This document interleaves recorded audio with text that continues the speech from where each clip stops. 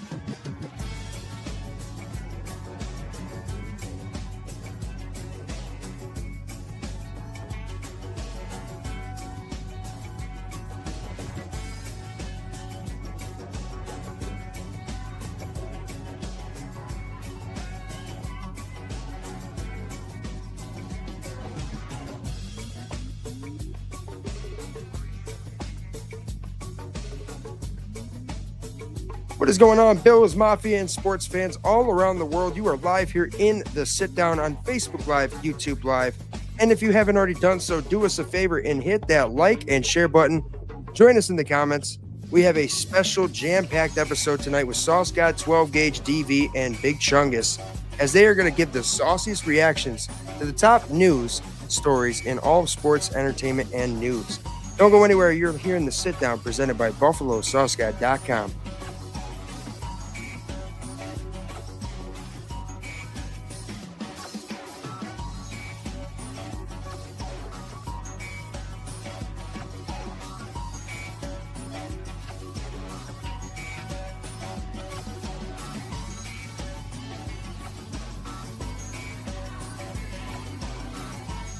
All right, what's going on, fellas? We are live here in the sit down on Facebook and on YouTube.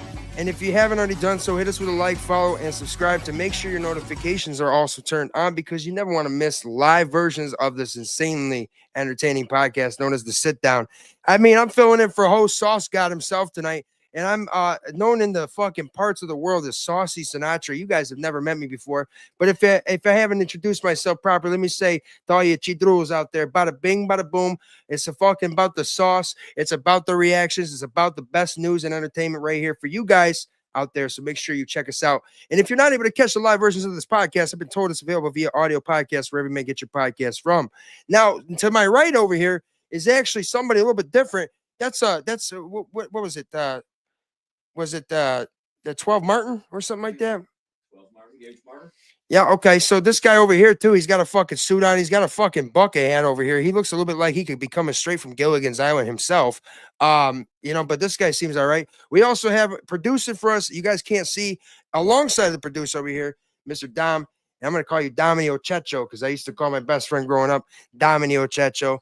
But now let's go ahead. Before we get to what's going on here with this guy in the fucking, you see me, I got a hat and this and that, right? Let's go to start it off with my guy DV, who has been kicking ass in life lately. I know you had yourself a little fucking interview action today. Talk to me, brother. How are we doing on this fine Friday evening?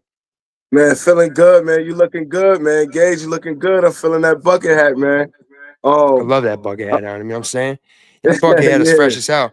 Gage Fly honestly guy. looks like he could have been a fucking Navy SEAL, or it could have been Delta Force, but now he decided to do a podcast, right? Right. That's my guy go. right there. Hey, one of the hardest working guys in the entire fucking entertainment industry over here. He keeps us fucking grounded. But another guy that keeps us grounded is guy down south, because when we're up north, you got to come back down south. Mr. Big Chungus, a.k.a. Kerbo, a.k.a. Duval, a.k.a. Kerbo University, a.k.a. Grilling God. How we doing? Man, we're doing real good. Actually, I did another steak grilling tonight. Oh, my on. For the whole family.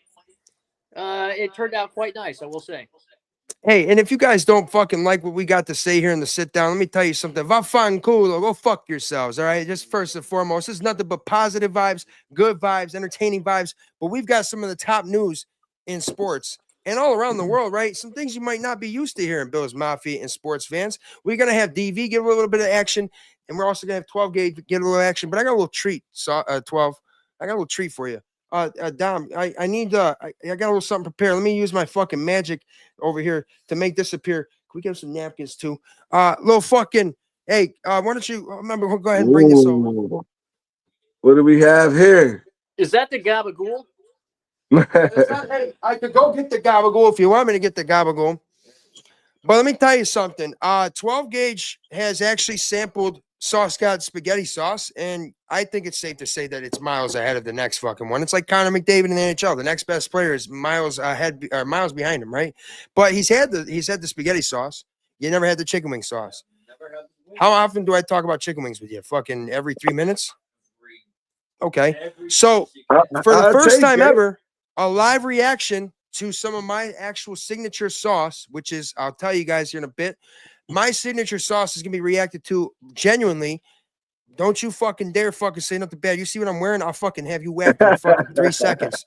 But guys, if you haven't already done so, don't forget to make sure you're followed, subscribe, like, and notifications turned on. Join us here in the comment sections as well. We have some great discussion here for sports. Wembanyama is out for the year. The Yankees made some rule changes. Boone is extended. There's a lot of shit that we got to go through. And we got a jam-packed show, so make sure you just hit us with a like and a share. Join us in the comments. 12 Gage, what are you waiting for it to cool down? What the fuck? What the fuck are you? There we go. All right, you see that, ladies and gentlemen? He did the right thing. First and foremost, it was a test. He grabbed the flat first. If you don't go for a flat first, I'm a little bit sketched. Okay, attaboy. Don't lie, Gage. What it's tasting like, man? Maybe the best wing sauce I've ever had. Okay, now. Okay, now. That sounds crunchy. That sounds good. Give me a little. Give me a little. Motherfucker a soggy wing. You guys have me wet. Yo, these are fantastic. Okay. Now you got a little saying, a little catchphrase these days. It gets me fired up. What is it? What do we say? We say, Yeah, Yao. It don't even sound like him, right? You know what I'm saying? It's like Yao Ming. Okay, no, Yao be balling. You know what I'm saying? But no, 12 for real. You fucking with it, huh? All right, let me fill you guys in. First and foremost, I love lemon pepper because if you just have lemon pepper wings, chances are you got a fucking place that doesn't make them extra crispy enough. Well, they just do lemon pepper. They have a shot at not fucking it up, right? But then you mix in my second favorite flavor, butter garlic.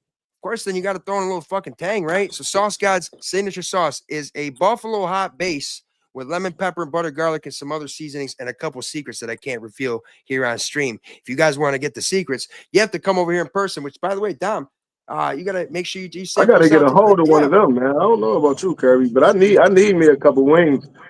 Sauce, you gotta set that up. I need some, man. Now, the thing is that Kirby's fucking making me itch over here with the steaks that he's got, which we're gonna get to. What's Kirby got going on too? Because I'll tell you what, grilling god was something I dubbed him as because you have to be a grilling god. I don't care if you suck at cooking. You make steak fucking 29 out of 30 days a month. I'm hanging out. I'm hanging out. And so back by popular demand, Kirby might have made steak tonight. We'll see. Don't go anywhere because you want to see exactly what Kirby had, but we're not going to talk about it just yet.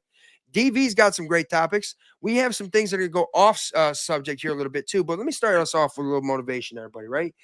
First and foremost, you see me, I'm a fucking entertaining guy. But in all seriousness, man, be thankful for the life you have today. I had a fucking tough-ass week, shitty-ass Tuesday, and I think I fucking fought through it. You know why? Because I looked up at one point. I go, you know what? It ain't that bad. It ain't that bad. I'm fucking above ground right now. I'm able to sit here and bitch and complain and fucking be upset. But at the end of the day, my livelihood is still here on this earth. And I'm here in the sit down, the greatest fucking podcast there is, and the greatest fucking environment with my boys and some of the best people that there are absolutely all right here in the sit down, which is a part of the Game Book Sports and Entertainment Network. If you guys haven't done so, check the Facebook page out. So be grateful for what you got today, even if you don't got a whole lot, because you definitely have a lot more than you want to think at that moment. Let's go to DV. What do you think, brother? You had some good things happening today. What do you got for some gratitude for us?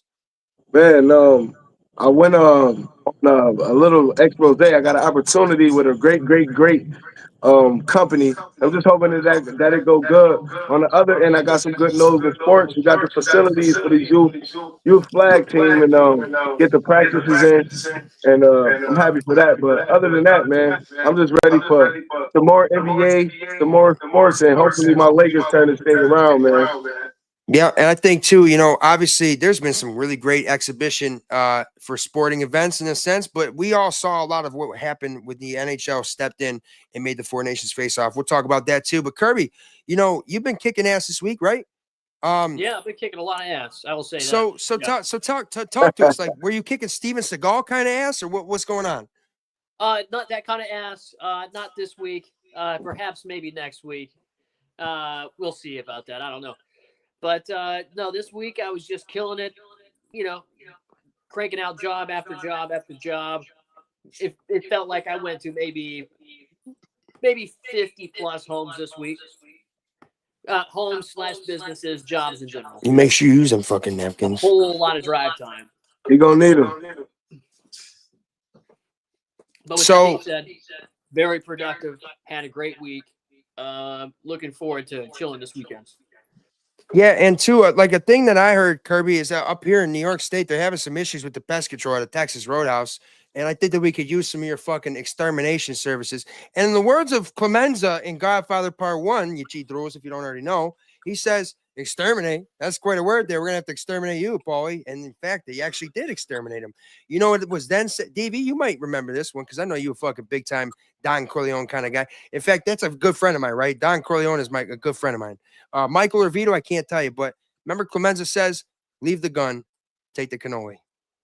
Tell you what, bro. I mean, you gotta be a real sociopath to fucking really think about. Make sure you fucking take that fucking cannoli, but don't you fucking leave the gun. Leave that shit. We don't need it no more. We got a cannoli. That's all we fucking need, right? So, where the fuck are we? Let me tell you, Timmy Taylor fucking stopping in here, by the way. Big time sports guy. He's also a big time nurse. In fact, they got a fucking series coming out about him, I heard on Showtime. Not Nurse Jackie, Nurse Timmy. Yep. And honestly, if you stop in and you piss him off, he's gonna set you straight, motherfucker. And he'll also go for a nice run afterwards, too, right? God bless you, Timmy Taylor. We love you very much. Tebow, Skibo, he's a motherfucker's got a million nicknames. 100 out of 10. Okay. See. Fuck the pizza place. Yep. It's the fucking sauce guy's house. Let me tell you, and if you get fucking fortunate enough to come up here in the game book, man, and have some fucking sauce with me, that means that I fuck with you. And go learn the sports book with my boy Sauce. Yep. Saucy Sinatra. Saucy Sinatra up in this motherfucker, you know what I'm saying? He's got everybody happy right now. Look at Gage. You got a smile on his face from fucking cheek to cheek over here. Look at that, dude.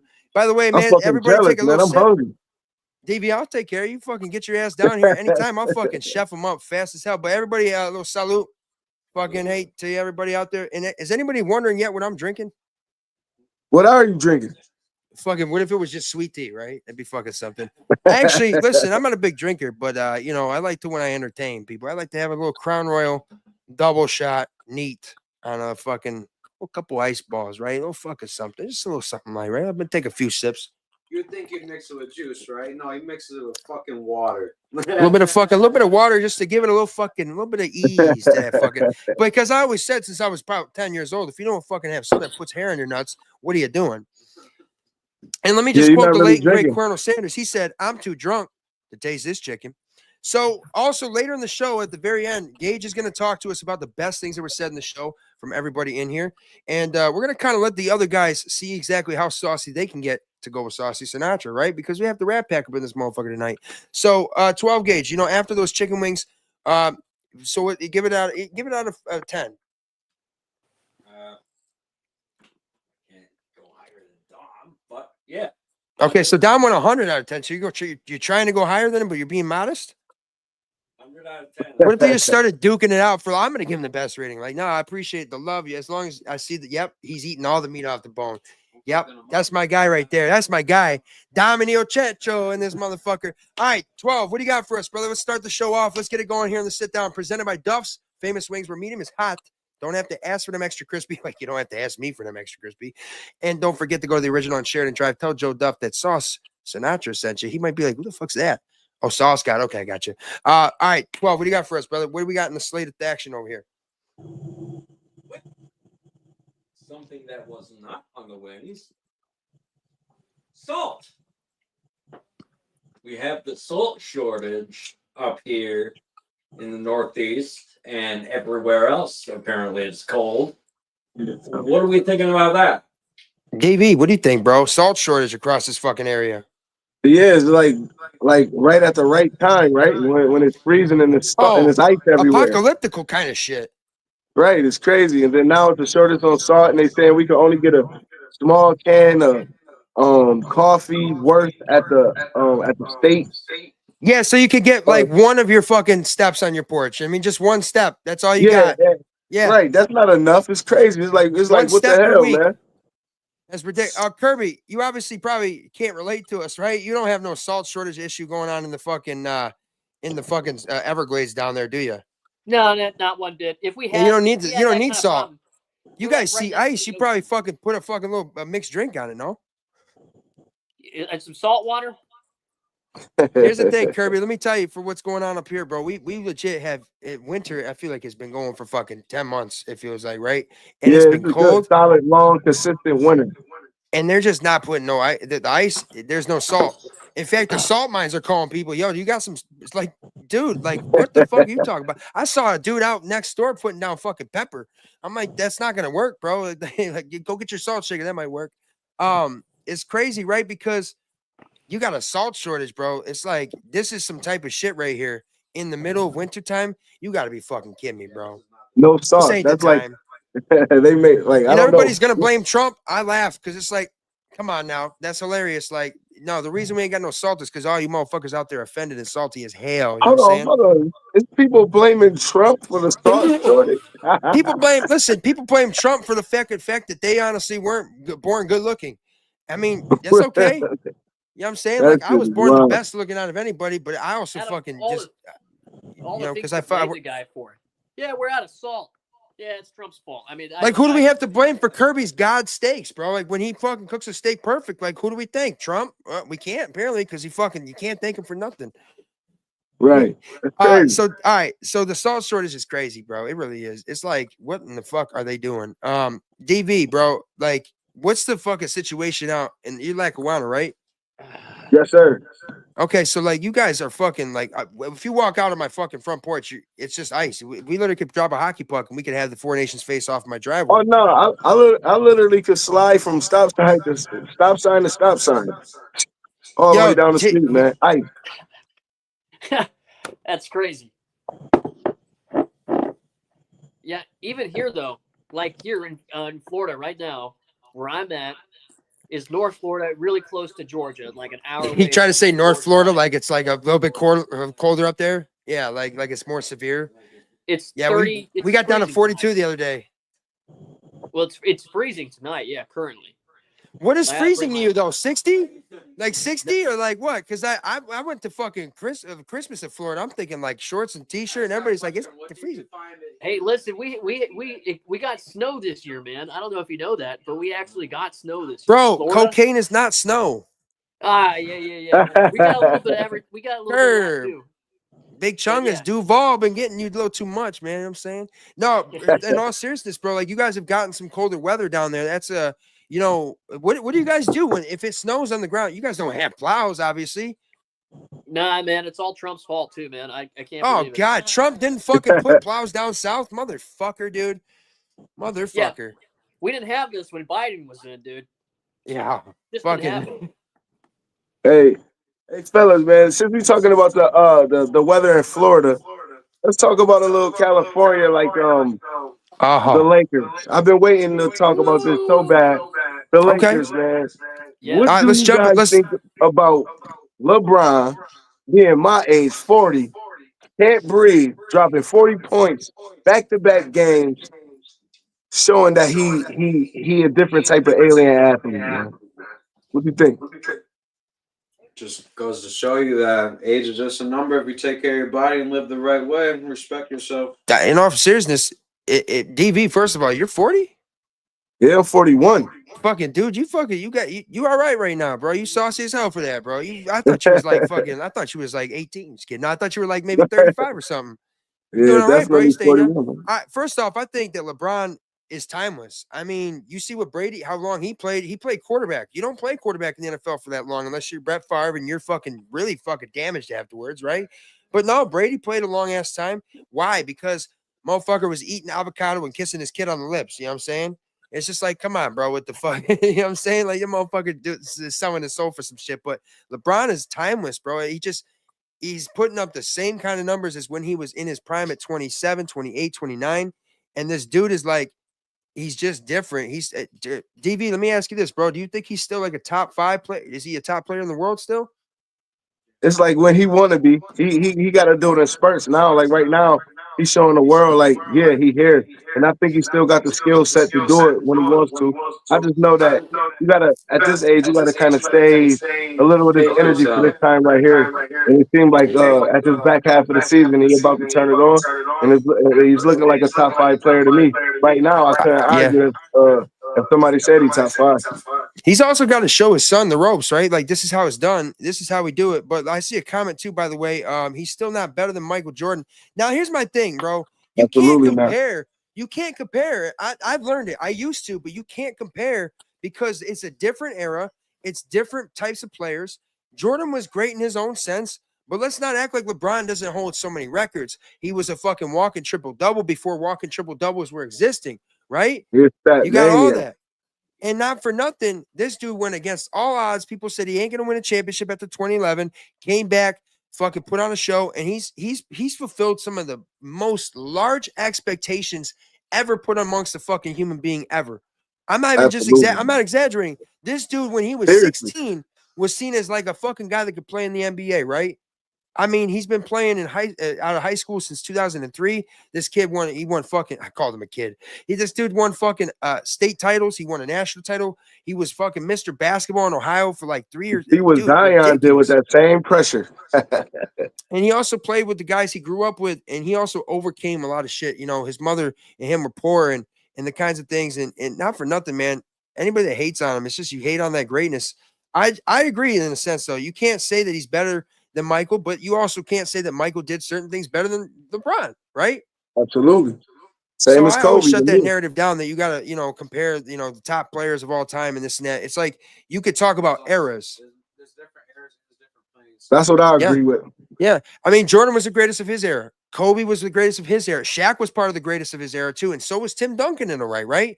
But that's Absolutely. back when the game was different. You didn't see Shaq shooting threes. Now you got guys that if you can't shoot the 3 at center, you bunk, right? Right. Stupid. And so we're gonna get to some more topics here in a little bit as well. If you guys haven't done so, you're in the sit down with Sauce God, 12 Gage, and we also got DV and Kirby in the studio. We got Dom producing back here. We got y'all in the comments. Don't go anywhere. Make sure you hit us with a like and a share. And don't forget the Buffalo Sauce God website is home of your, for some of your sit down merch, Sauce God merch, and all that. And above, you're here with Saucy Sinatra in the studio. Make sure you Chidrulos fucking behave yourselves. So 12, what do you got written down over here, brother? What do you got? Well, after the salt shortage, we got Luka, 300 pounds. Wonder if he still fit with us. DV, stay with that, bro. Fucking Luka. Yeah, because what I was gonna say is everybody upset, and I'm starting to hear the story about why he left. They got rid of him in Dallas. Is his weight, him coming in putting real stress on his body, trying to get in shape just to play. And they said he out of shape. So now that he's on the Lakers, and you dealing with somebody like LeBron that practice hard, work, train, is it a match? Do Luka fit the Lakers during the scheme? What you think about that, Saul? Honestly, I think that Luka's going to learn. I think it's an adjustment. We're talking about a guy that wasn't a native for the United States of America, comes over here at a young age, and now you go from a place like Dallas to LA. That's a massive change right there. You're put in the spotlight even more than you already were, right? I think he's going to be a nice piece for the Lakers, and I think he's going to learn how to rise into that level of greatness. Sometimes you have to have moments of adversity to determine how great are you going to be. I don't think that we see LeBron James be as great as he is if he doesn't lose that NBA Finals in 2011. That had put something on his shoulders to then prove, can you really do it? Because at this point, that's all you're going to be known for, is a great player that fucking can't get it done in the big moments. Luka's going to play with a guy that's obviously been through these expectations. I don't necessarily expect Luka to come in and perfectly adapt to it, but I also heard that Jason Kidd was complaining about his weight and his conditioning and complaining about the fact that he, complains to the refs. That's not a coach that's got his back. And I'm sorry, Right. but Luka's got to have somebody fucking send me out there, right? I'll give him a hug and say, bro, it's okay. It's okay. Right, let's go. Right. Just relax with the fucking chicken wings. I'll make some, but like, just relax a little bit, bro. Just a little bit. And like when you get up in the morning, instead of playing some video games and say like, let's go for a run. You know what I'm saying? Or that, or I'll fucking act like a motherfucking great white shark and I'll start chasing his ass down the block and make his ass run. But I think that he's a great player that is just ready to win. And I think that him getting to the NBA Finals with Dallas shows me he's got the ability. We've seen the big time ability. We've seen the skill set. But sometimes, bro, you have to have somebody kind of come into your path that can really alter your career in a better way. And I think that's what LeBron James and the Lakers is going to do. They might do that too. I was going to ask Curb, how do you feel about that? Do you think Luka necessarily just fit in with us, or do you think he eventually go get the chemistry right with LeBron? I'm unsure. I'm not in the locker room. I can imagine it is definitely got to be a learning curve. I just don't know. I don't know how that's going to turn out, to be honest. Let me tell you guys something. The whole trade worked out in LA's favor. Everybody was talking about Anthony Davis got hurt fucking when he got off the plane, apparently. Yeah, pretty much. Yeah. Right. Yeah. Fucking unreal. And my other thing too is he's got a proven track record. I think he's such a talented player that he bounces back. And it's no problem. Who knows what he's going through right now? Who knows how much stress he's going through? Bro, he could have also been fucked up by Kyrie. Like he thought the earth was fucking round, and Kyrie talks about flat earth. He's like, oh fuck, I now I'm thinking about it a little too much. It's like, relax. But he's a young kid that's obviously only known Dallas, and he's got a lot of fucking people that are watching on him. And sometimes those expectations are a bit much. And maybe he was really fucking hurt by the fact that they didn't win the NBA Finals. That could have been part of it. Maybe he had a little bit of depression. I mean, it's okay to talk about it. You know what I'm saying? But let me tell you a little story about, I've been through the desert on a horse with no name, right? These motherfuckers in the band America, they went through the desert for 9 fucking days. And at the end of the whole trip, they realized the ocean is just a desert with its life underwater. Okay. And what does that mean? What I'm trying to say is basically sometimes things that are in front of you aren't always what they appear, right? Sometimes you got to really realize the true depth of a situation, and you got to find your way through it. You got to find a way to fit in with that whole everything around you, man. And I think that LA is a tough place to do it, but LA is a franchise where they're going to expect greatness, and LeBron is going to push that out of him. I think LeBron at this point still wants to win. And I think that that's going to be something he's going to bring out of Luka even more. I thought that Luka, he's still getting back to himself too, right? Let's not forget, right after the injury, making threes on everyone. So he has the potential and mentality of LeBron just going to affect on him of that positivity. So what'd you say though, DV?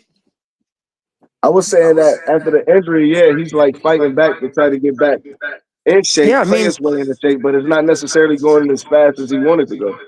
I thought his first matchup too, he looked good. He looked all right in the limited minutes he had, and I thought that he brought a little spark. And if anything, man, look at how LeBron's playing. He's playing at a fucking all-time level. So maybe Luka's getting that out of him in a sense. You know what I mean? Maybe he's trying to get it out of Luka by playing the way he is. Like, look at, dude, I'm doing this at 40 years old because I've literally taken care of myself. I mean, LeBron James probably never fucking smoked a joint and fucking drank a fucking beer in his life. You know what I'm saying? But that's dedication. Right. He'll probably. he likes a little red wine, which you know what I mean. No, I respect it. But at the end of the day, he'll probably enjoy himself some fucking cocktails when he's retired. You know what I'm saying? Right. He ain't like Jordan when Jordan was just smoking cigars before and after games like it was nobody's fucking business, man. That's a little saucy Jordan up in here, Saucy Sinatra.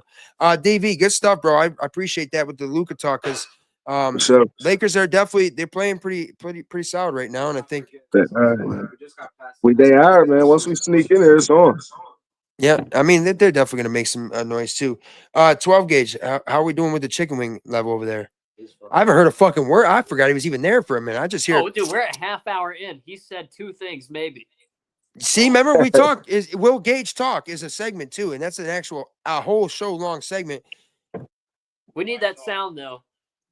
He fucking just repeated. He just repeated us back what we just said, so that don't count. Hey, all right, so let's get into the next thing here. I was about to ask another thing. I'm sorry. No, Since we was DV, on you're running the show right now, yeah, brother. man. Please. Like since we was on basketball, we gotta switch it over to the girls.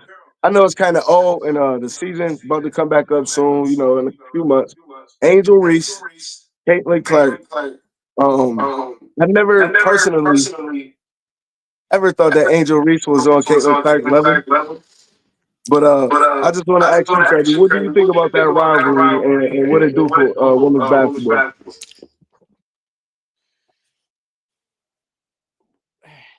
Somebody is a better shooter than the other. I think we know which one by like a mile, in my opinion. And you could talk about Reese's game, and she's really good. She can, she got defense, rebounds, assists. But not so great with the shooting. And it's plain and simple. I mean, that's not really her game. She needs to step that up. Caitlin Clark, I mean, you could argue maybe she's not the best defensive player, but she is by a mile.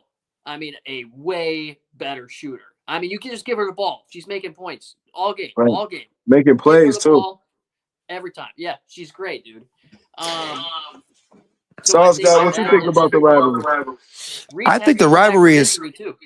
I think the rivalry is really good for women's basketball because it's definitely made people tune in just for that. But I do think that a lot of it is just a lot of barking from Angel Reese. She's good, don't get me wrong, but like Caitlin Caitlin Clark out there just playing hoops and doing her thing. It sells, Yeah. Yeah, I mean, it's like Angel Reese is like a glorified Draymond Green. You know what I'm saying? Like she out there, you know what I mean? But like here's the thing too. I think that the WNBA is it's got people tuned in a little bit. I'm not saying it's all Caitlin Clark. I'm just saying it's probably a big chunk of it. I mean, I think it's wrong to compare the two. Yeah, I do. I think the rivalry is good though. DV, I think it's good for. Oh yeah, it's good for basketball. It's just that Angel Reese, she's a rebounder. Yeah, bro.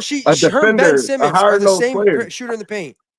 Right. So like, and Caitlin Clark is just a superstar, a playmaker, Steph Curry a 3-point shooter. Right. So it's why compare them. Let Angel Reese be great women's team at Iowa and fucking made national title. You know what I'm saying? Like she played with a fucking JV team basically at Iowa, and basically she still made the fucking title. And she was fucking. They had her jersey retired. She gave props to all her teammates and shit. But like I was only watching because of Caitlin Clark shit, bro. Like legit. I'll be honest though too. I used to tune in the UConn women's games with like Maya Moore when they were breaking the 100 straight games that won. And they was balling. Yeah, literally, you would fucking have to bet $1 million to win 100 back then. You know what I mean? That's just crazy kind of shit.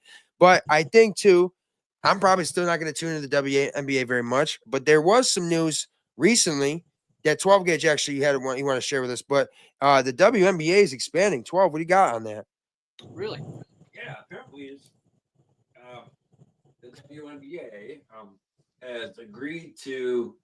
There are rumors that they're moving to Cleveland. No, it's not rumors. It's confirmed that they are moving to Cleveland. The rumors out. Gage didn't want to tell the secret, but apparently I could tell the secret. WNBA is moving to Cleveland, which, all right, you know what I mean? Like it's another like mid-market kind of place. Next thing you know, Buffalo could be a place that they might get a women's basketball team, right? So I want to ask you fellas, what would you think about the WNBA coming to your town, Jacksonville or Buffalo? Davey, we'll start with you. Man, I want to hear in Buffalo, man. I'm a big-time girls basketball fan. My daughter played basketball since they were kids, all through high school, man, and trying out for college and things like that. I've been a fan almost like Kobe Bryant.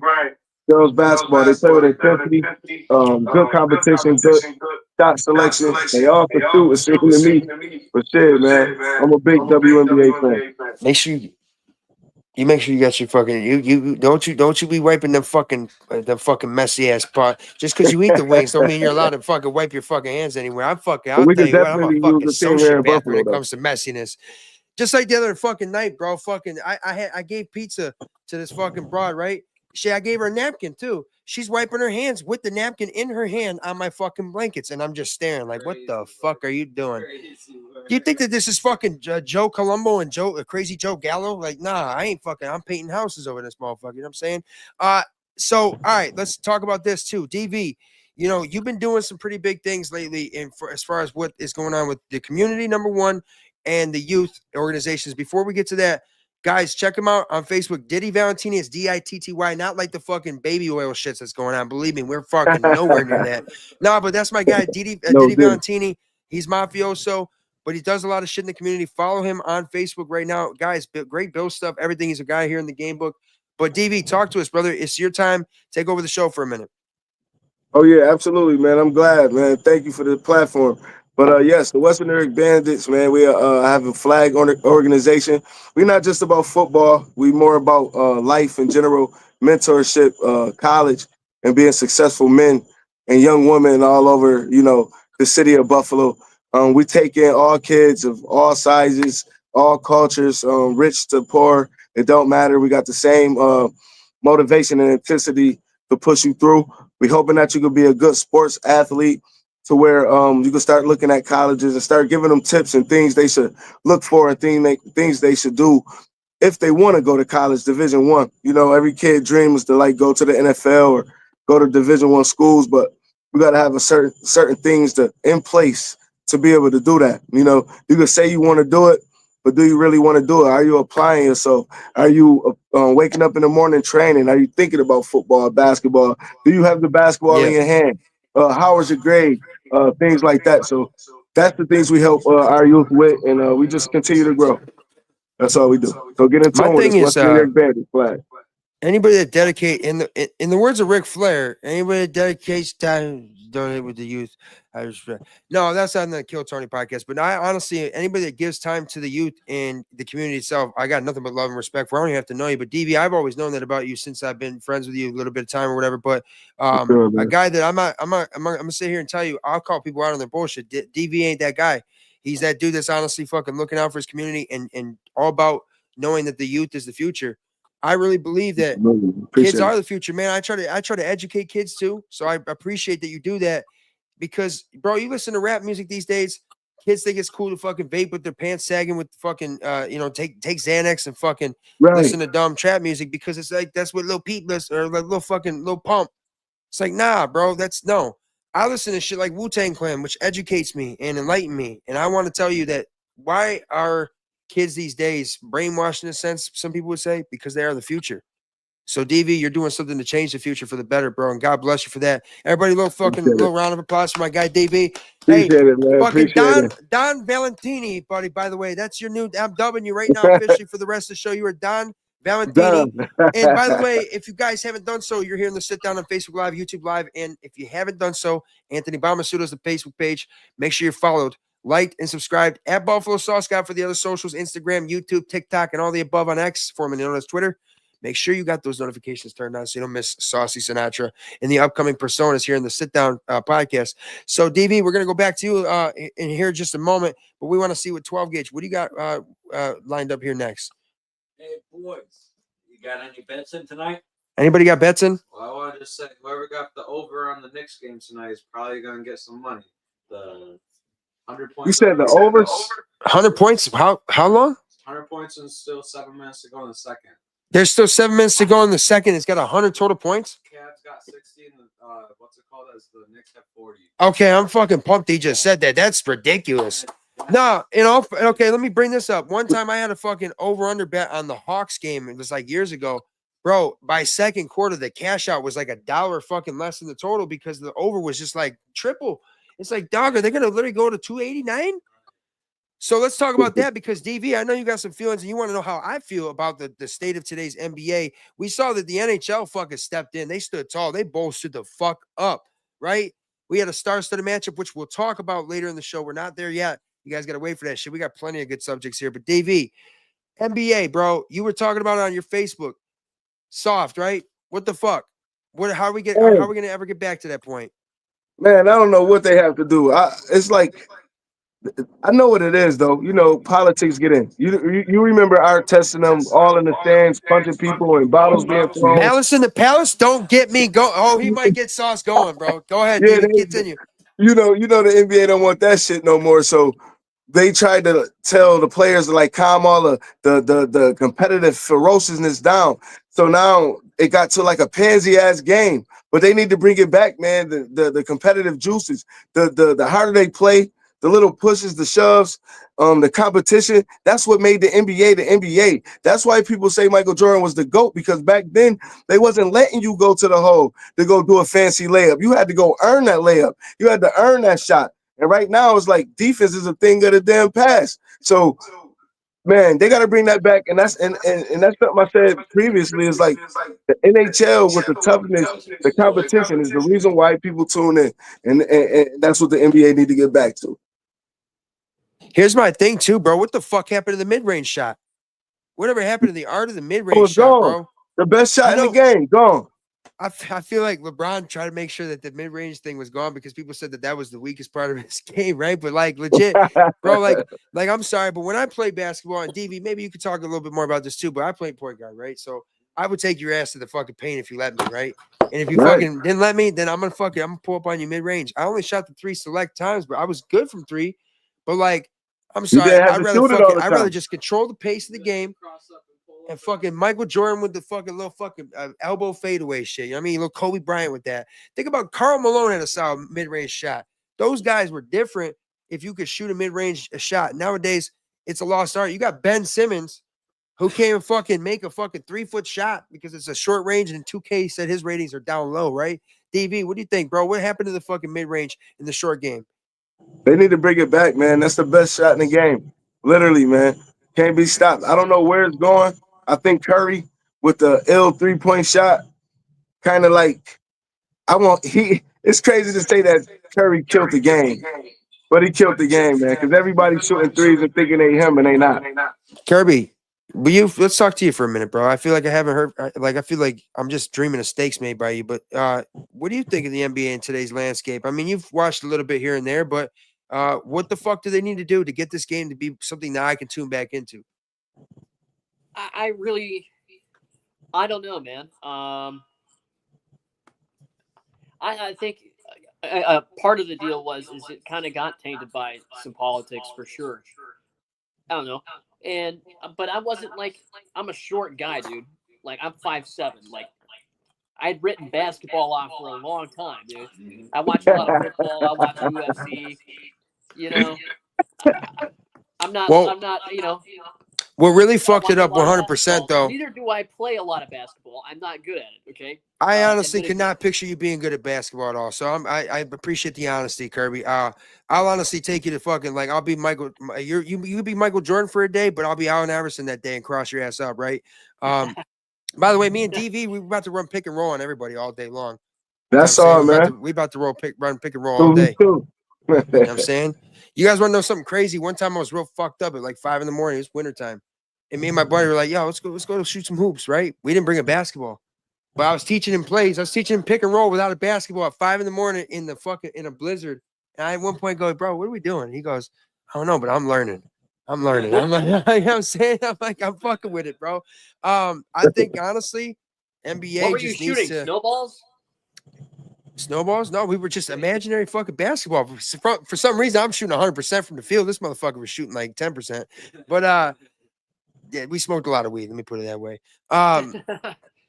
Yeah, but at the end, I think basketball, I love basketball. So I was telling these guys before the show, the NBA used to be what I loved the most, more than Bills football, because I was just kind of getting into it at that point. But then you knew who was going to be in the finals for so many years, the Cavs and Warriors. And basically, if you wanted to beat the Warriors, you had to be able to shoot fucking more threes than them. You had Klay Thompson who could come out and dribble 3 times in a game but score 57 and score 30 in a fucking quarter, right? Right. They were different. And I mean, Andre Iguodala knocking down some fucking threes for the Warriors back in those times. You had was it Raja? No, was it Leandro Barbosa too that played with the Warriors too for that? Yeah, I think so. not Raja Bell, so. right? It's Barbosa, I think.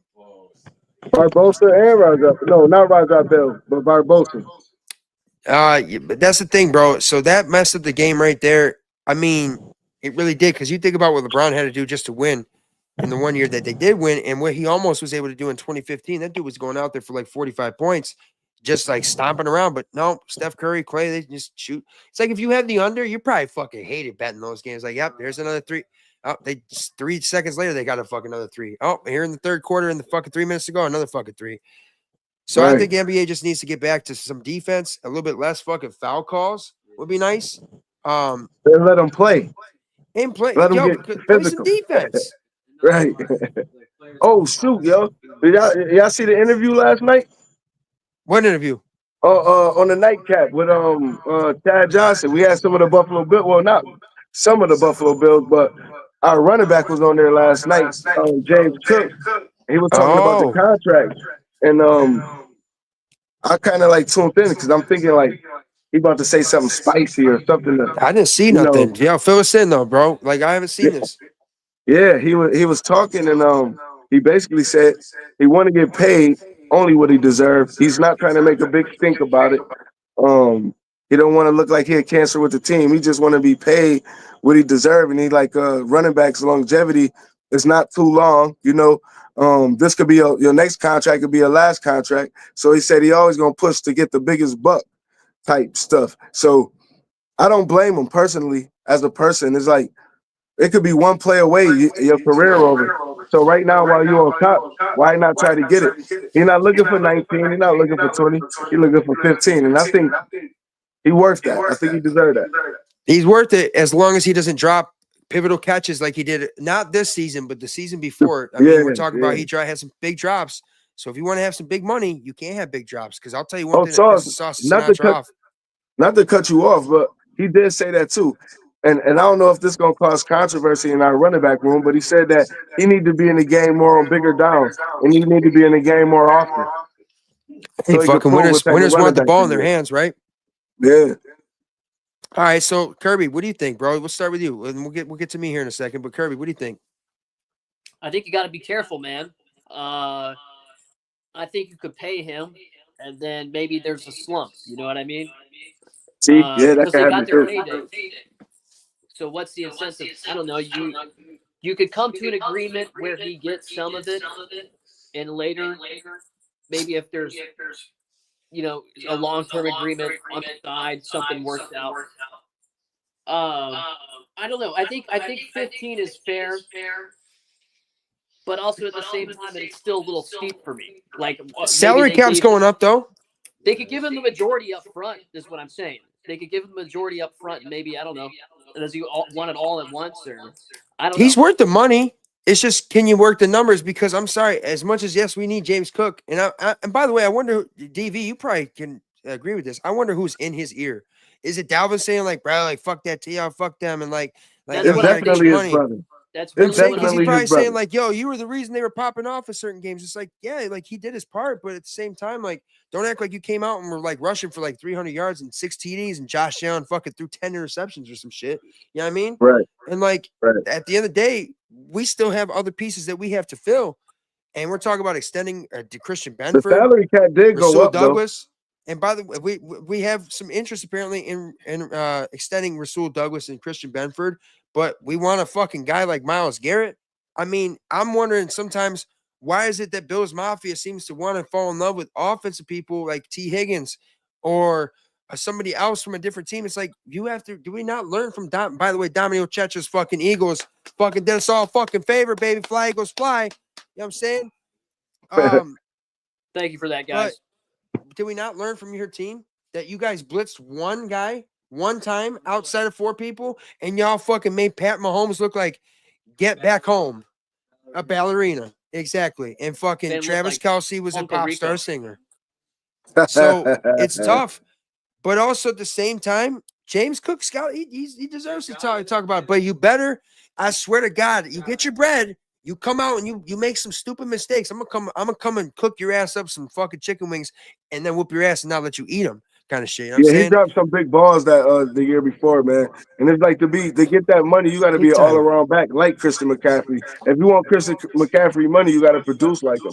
That's But what he I is a want to big see. reason. I think the offense was so balanced this year, and it opened up the door for He guys like. dynamic, superstar, man. But Ray Davis, he plays in the game without James Cook, and that's against the Jets. And Ray Davis was the fucking player of the game. True. You put it, hey, if you have a good offensive line, you take any running back. I might be able to get fucking 50 yards and 10 carries. I don't know.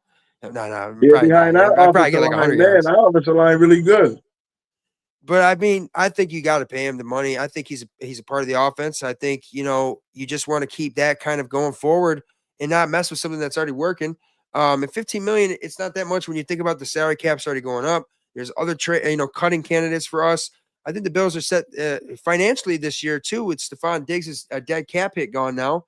That opens up the doors for the Buffalo Bills. And Brandon Beane is a magician when it comes to certain shit. So Yes, it is. if you guys haven't already done so, hit us with a follow, like, on Facebook, and make sure you subscribe to us on YouTube as well at Buffalo Sauce God. And don't forget, the show is also sponsored by Big Tree Inn, right next to the stadium in Orchard Park. One of the best chicken wing spots you could find, and Saucy Sinatra approves. Get the hot Cajun. Also, Thursday nights is wing night. You might run into some Bills players, is what I've been told too, by the way. If you see the guy in there, his name is Jefferson. He's a regular. Tell him Sauce said, "What's up?" I remember when that guy came in, he had a haircut, and he changed. It's like, what'd you say, dude? You know what I mean? All right, so 12, you got some more discussion for us, brother. What do you want? What do I want? Okay. Curbo. Chungus. Jungus. Yo. What do you think about the Jags hiring former Rams executive James Gladstone as your new GM? Oh, what do I think about it? I think we waited too long to fire the general manager that we had previously, and it cost us. But we shall see. I mean, that's my opinion, and I've been with the Jags for a long time. I've had my criticisms of them in the past. I still have my critiques of them now. I don't know what it's. I have to have eyes on it. I have to see what it's capable of. They have to crank out some good offense, good defense, win some games, and then I'll make my decision from there. But right now, Okay. I don't know. It's all up in the So air. if you want them to win some games, why don't you tell us all what you've been chefing up tonight, brother? Because if they want them to win some games, maybe you should become the personal chef. I'll eat a steak from Kirby and probably fucking throw for 500 yards. Fuck. What do you got chefing up tonight, brother? Talk to us about everything you've had grilling at Grilling God. It's your turn, buddy. Okay. Okay. So one of my favorite cuts of steak. We have it every now and then. If ribeyes are in limited supply or they're really expensive and we're kind of in a pinch, my go-to cut is a chuck eye. Right. It's still really nice and fatty. So you get that. The more fat on the steak, the more flavor. And that's why I love a bone-in ribeye personally. That's one of my all-time favorites, a cowboy cut ribeye, or a tomahawk even. But cowboy cut ribeyes are my favorite. But tonight we Cowboy had cut ribeye. Yeah, with the bone on. Oh, dude, it's delicious. That's It's what I want for basically my it's birthday. almost like a cut. It's almost like a cut tomahawk. It's got that shape. But Dude, you're fucking making me hungry right now. What the fuck? I'm sitting I here just hear- literally picturing like a 50-pound steak right in front of me, and it's not enough. something like that thick, all the way around. But anyways, tonight we had chuck eyes. They were about medium size. There weren't anything crazy. The Ohio State Chuck Eyes? Yeah, the Ohio State chuck eyes. I cooked them medium rare. That Pal. actually sounds good. But yeah, we grilled them. I got tonight though. It's the first time I've ever seen them at Walmart. They had competition style charcoal. So I was like, okay, it had hints of oak and hickory in there. I got that, threw them in there, added a little bit of some hickory wood chunks in there. for a little bit of smoky flavor. That was after seasoning them, and I only really use 3 to 4 seasonings. Okay, which are? That's salt, pepper, garlic. All right, and then maybe a little bit of hardcore carnivore. Hardcore carnivore. What is that? It's a black seasoning. It's got like rosemary in there, a little sunflower oil, a little bit of extra garlic in there too. Black salt, black pepper. It's really What it's dark. called Dude, again? this What's is that called again? all right, bro. Like legit, you gotta fucking. We gotta make sure we have some shit uploaded next time because what he's saying right now has just got me picturing like a fucking. I'm literally in a campfire with just nothing but steak, and I could just. Oh my god. Yeah. With the ready. coffee with the I'm ready for that. chicory. I am ready for that. Kirby, yeah. talk to these people. How do you make your, how do you go about the grilling process? I know you're a guy that likes yours rare, right? Yeah, medium rare. I like a crust. See, that's where he more than gets it. anything. See, that's where the most yeah. important part to me. It's got to be Okay. seasoned really thick, because as you're turning it over, it's losing a lot of the seasoning. So Yeah. Don't be afraid to go pretty heavy with the seasonings, although you're not trying to drown out the flavor of the beef. See, he's not a white boy. He knows how to use the seasoning properly. You know what I'm saying? Fucking, you know what you're saying, buddy. He's saying Florida man, fucking Big Chungus University is educating us right now. I'm actually locked in. Saucy Sinatra is actually sauced up right now. I love it. Kirby, keep it going, brother. Give us some more. So after I get them nice and seasoned, well, actually, even before the seasoning process, this is very important. Have your steaks at room temperature, okay? If at all possible. Take them out of the fridge, out of the freezer after they're thawed. Leave them on the counter. And you know what? Either while they're thawing out or after they're thawed, you're going to want to have salt on them for at least half an hour. Okay. Because that'll start to tenderize it. Turbo, let me ask you this too real fast. I heard a rumor once that when you grill steak, you want it to be taken off before it gets to that temperature you want, right? And you want to let it sit in like foil or something like that for as long as you cooked it. Is that right?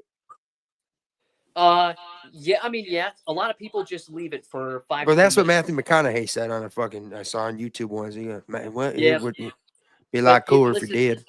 That tuna salad that he came up with, though, you remember? Yeah. There's people that have tried it and said it was pretty rough. Yeah. It's like okay. All of pretty rough. My thing is, I love my steak to be mooing. I love it to be mooing. That motherfucker needs to be rare. And I've always been a big Montreal steak seasoning guy, and I load it up. But so Kirby, you're telling us make sure you don't go shy with the seasoning. What kind of temperature you got it going on the grill for how long? Oh, I just eye it, dude. I've been doing it for so long. All I do is eye it. I don't use any thermometers or anything. God, he is true. You are a grilling god. I this was all a test. DV, what about you, bro? You obviously love some steak, right? Absolutely, I love steak. I'm a medium well guy on the well side. Whoa! But, that's how I go. Okay, I can respect listen. It.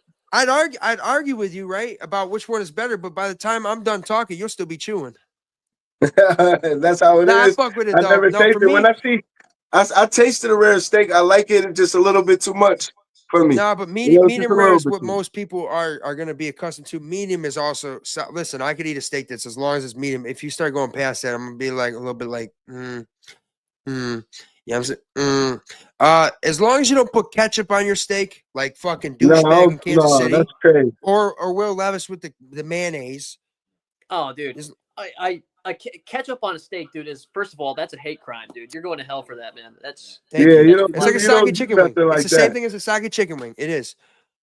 Kirby, let me ask you this too before we move on to the next thing. But don't you dare be spilling no shit, motherfucker. I'll tell you right now, I'm gonna fucking have you fucking whacked. You understand who the fuck I am? That's right. Kirby, I heard once too. When it comes to steak, that a gorgonzola cheese melted down into a butter is I'm sorry, I never heard it. I've actually had it myself, and it's one of the best fucking steaks. I'm not a big guy to put sauce, ironically, on steak, but that was a really good cheese sauce. You ever done something like that? I've never done a cheese sauce, but we do cowboy butter every once in a while. Cowboy butter? Yeah. Bro, this motherfucker, you're like a Texas man living in Florida. I love this, dude. Well, bro, is he not Buffalo Texas. in a sense, though? He is. He is, Buffalo. man. He got a lot of No, qualities. not even. He sounds like it. Kirby, you might have to fucking put me on a nice tomahawk steak for my birthday because I wanted to do last year, but the girlfriend that I had at that time, I wasn't allowed to have no nice steak on my birthday. You know what I'm saying? So I cried for a minute. Kirby, you can make it all better if you send me a steak, and I'll make sure that I give you offer protection for you, buddy, because I pay in houses, right? Send him a steak and send him a recipe book, by the way. I appreciate it. Yo, Kirby, we should get you like a recipe kind of book or some shit, bro. Like legit. Kirby steaks and hell yeah. Fucking motherfucker will butcher it himself. And actually, I'll butcher it for. I'll just hang out in the back of the meat shop. I'll make sure I wash everything down every night. If you guys understand what I'm saying, Los Sopranos. You know what I mean? I made guys, steaks last night too. So I've listen. deep fried rattlesnake before. That was interesting. What? Yeah. Okay. Talking about rattlesnake. Rattlesnake. He is Timothy right now. How was it? Okay, so as I'm headed home, this is the story as it goes. As I'm headed home to my house, about 500 feet before my driveway, I see a massive snake, and it's crossing the road, right? And Wait, I'm like, it's crossing the road. I can't believe it. That is a massive snake. But when I see it, it's like moving all funny. Somebody had previously drove over it. So Fuck it, that was me. it wasn't like it was trying to cross the road, already got ran over, and it was kind of just staying there. Anyways, I got out, I put it out of its misery. By the time I lifted it up, it was about as tall as me. It was over 5 feet. So where did you have room to put the wheelbarrow? And by wheelbarrow, I mean the wheelbarrow for your fucking balls. Like you just decided to go grab this fucking rattlesnake and pick that shit up. Straight fucking said, yo, I'm fucking Black Mamba out here in this motherfucker. Kirby, you're nuts, dude. I love it. By the way, guys, you're gonna see a little bit more of that kind of stuff coming from Kirby. A little bit of growing God stuff. DV, we're gonna keep you and Kirby going for a second here on some shit, but we're gonna come back to you. Because you guys are still gonna see me get super saucy. I ain't even gotten started yet. You guys think I've gotten started? I ain't gotten fucking started, bro. This is like the prelims around here. Basically, DV, there's rumors that the Pittsburgh Steelers are interested in possibly trading for fucking Gerbo's guy down there at QB1, fucking T-Law, fucking Mr. Trevor, as John Gruden would say, fucking Trevor Lawrence. Yeah, I tell you, he's a decent quarterback out there. Davey, what do you think of that, bro? The Steelers, Trevor Lawrence, a little mix-up. Man, it'd be big for Pittsburgh at least. What are you getting out of Trevor Lawrence? I think he's good. I think Jacksonville kind of plagued him a little bit. Coming out of college, I thought he was a real good prospect. I think if he go to another team, he probably just need like a different scenery, some different belief in him, and a different little system, a new team, and a new breath of air where he could just come in. And I think he could do a good job out there in Pittsburgh, man, especially with a coach like Tomlin. It could be done. I think it would be that would be a tough breakup for us. Oh, yeah, absolutely. I know it'll hurt you, Kurt. Oh, man. Yeah, I don't know, man. I really hope that that's not the case. If it is the case, so be it. But I don't know. It's hard to replace that guy. Just when he came along, everything changed for us, man. Like everybody's hopes went sky high, and I believe really most of us, the hopes are still sky high with this guy at QB1 for us. And there's rumors now that we got BTJ. He's going to be like our Randy Moss. But what happens if you get a super stack like that Arizona wide receiver I was talking about? Who's really, really good coming in the draft. What if we pick him up? Mike Allstott? Mike Allstott. Yeah. Here, by the way, too, I do not condone tobacco usage for anybody. We're just we're lighting up a couple fucking things up in here in the studio because Saucy's getting ready to get saucy. I'm just saying. I mean, Kirby, I think that Trevor Lawrence is can't let him go. You can't let him go. Whether he's had good seasons or not. You know what I mean? That guy's shown me enough that he can play quarterback. I'm sorry. I just don't think the Jaguars have built teams properly. I don't think their general manager in previous seasons was good. You reset with Urban Meyer and all that fucking shit, right? So you need continuity. And if you're not giving Trevor Lawrence continuity, I'm sorry. What the fuck are you doing for him, right? Because look how he was in Clemson. Dabo Swinney. Fucking consistency. to the point Yeah, where they fucking had him replace Kelly Bryant in college, and that he was the guy from that point on, right? And so I'm saying that Trevor Lawrence, you can't let him go. You paid him all this money. You need to fucking find other pieces, or you have to get ready to reset a little bit, Kirby, and try to bolster back up through the draft. So Steelers, though, are just trying to find guys that can, this year, that year. It's like, come on, man. Y'all could have had Justin Fields, I thought, was a good piece for them to possibly build on going forward. It seemed like they had something decent with Dangerous. You know what I mean? But, like, really, I think the Steelers need a lot more right now. You need Mike Tomlin to fucking not just finish 500 or higher and be the reason he's still coaching, right? This is the one time that Saucy Sinatra will allow this in the studio, by the way, fellas, unless it's a Cuban cigar. Can't smoke it in here. DV. Oh, he just left the screen. That's okay. Kirby, tell us too, by the way, man. So in coming up too, we want you to share a little bit more of what you're cooking and stuff like that with us. I'll definitely put you on some wings and how to properly do it, because how I did them tonight, by the way, for everybody that doesn't know, this is a really great way to keep everything juicy. You parboil them. You get some boiling water. You put a fucking thing in there, right? And you get them boiling. You let them simmer a little bit, but you want to keep them boiling so that way they partially cook. So that way you're not worried about that aspect. You're just worried about the crispiness, but it also eliminates some time in the air fryer, because I don't got me a nice deep fryer, but I do have a nice air fryer. So the crispiness, fellas, the crispiness was on point, right? If I would have gave you a soggy chicken wing, like I said, you fucking slap me upside the back of the head and say fucking next time it's death, right? Because that's criminal. It didn't take long either. I mean, there's a lot of shit. There was a lot of them in the air fryer, and those were frozen too. I mean, I love fresh wings, but them shit's expensive. So let's talk about this. DV, make a case why chicken wings should be a lot cheaper than they currently are. And let's get back to the 5-cent wing days. Tell them why. Man, I think it's a hell of a lot of chickens in the world, and it shouldn't cost that much. I think it's simple. It should be 25 cent wings, like back when I was growing up. Hell of a lot of chickens in this world. He said that's gonna be written down right there. Like that right there just had me going. Kirby, if you don't know, bro, I ate 20, like in 2020, I ate chicken wings and steak 5 out of 7 days a week, bro. I really did. That fucking Trump unemployment stimulus shit had me fucking moving for a minute, making 900 a week to fucking drink with my buddies and shit. Fuck. So I was making steak. I was doing chicken wings, whatever the fuck. But I hold on one second, fellas. I really think that, like, I got like a lot of love for like the flavor that goes into things, right? The love that is put into things. That is the main ingredient for things, is love. People don't get that sometimes, right? They don't get that. That love is the main ingredient. Go to drive-thru, get whatever, and get out. You probably could pay a fucking Yeah, restaurant I love $500 for it. that Kirby steak, right? But Kirby ain't gonna charge you no bread. He's gonna fucking make you listen to his fucking take on politics and this and that, right? Yeah, usually, like I just went up. Like my wife has this lifelong friend that she grew up with in North Carolina, and her friend is getting married and everything. And I went up there and met her and met the soon-to-be husband and everything. And this is the first time I met him, and he told me this is a really small town that he didn't like steaks.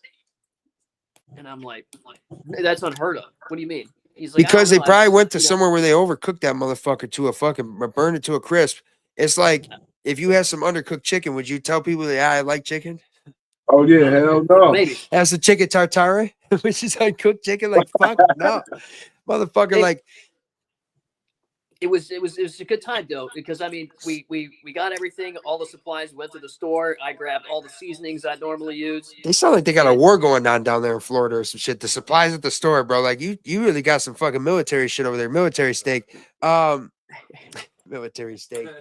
Nah, bro, it's dumb though, this whole chicken wing price, because I was going for chicken wings, but then it got expensive fast. And it's like, where's the 50-cent chicken wing nights? And so let me tell y'all, I had Danny's in Orchard Park. DB, you ever been to Danny's? No, I haven't been to Danny's yet, ever. Okay, well let me give you the fucking fine print because they don't give you the fine print. They're 10-cent wings on Monday if you buy 2 beers, which I'm good with, right? I'm good with that. I will fucking go ahead and drink 2 beers and eat 10 wings. But there's a maximum that you can order of 10. So I'm thinking I'm about to go there and eat fucking 40 wings and drink fucking 8 beers and have a nice fucking Monday night with my family, right? Nah, Right. there's a 10 wing maximum. I looked at the lady like this. So you're telling I'm saying I'll drink the 2 beers. I'll drink. That's no problem. You fucking arrest me if I don't. Fuck, nope, can't do it. So I fucking said, okay. Let me tell you something. You guys fucking got those wings for how much? You guys didn't pay a single fucking dollar, you motherfuckers.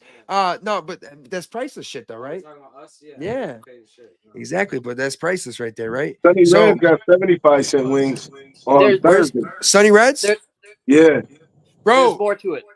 DV, Sunny Reds, we got to come up, Gage. We got to get up there because the Jigster, who was a guest on this podcast, 97 Rock DJ, he swears by Sunny Reds and he stays loyal. Apparently, that's Eric Wood's spot too, no? Now, a lot of people do go there, man. They got some good ass wings, bro, and they nice and cheap. They got good service. There's nice ladies that take care of you in there, man. Some like Lackawanna home cooking, but the chicken wings good, man. They smack it.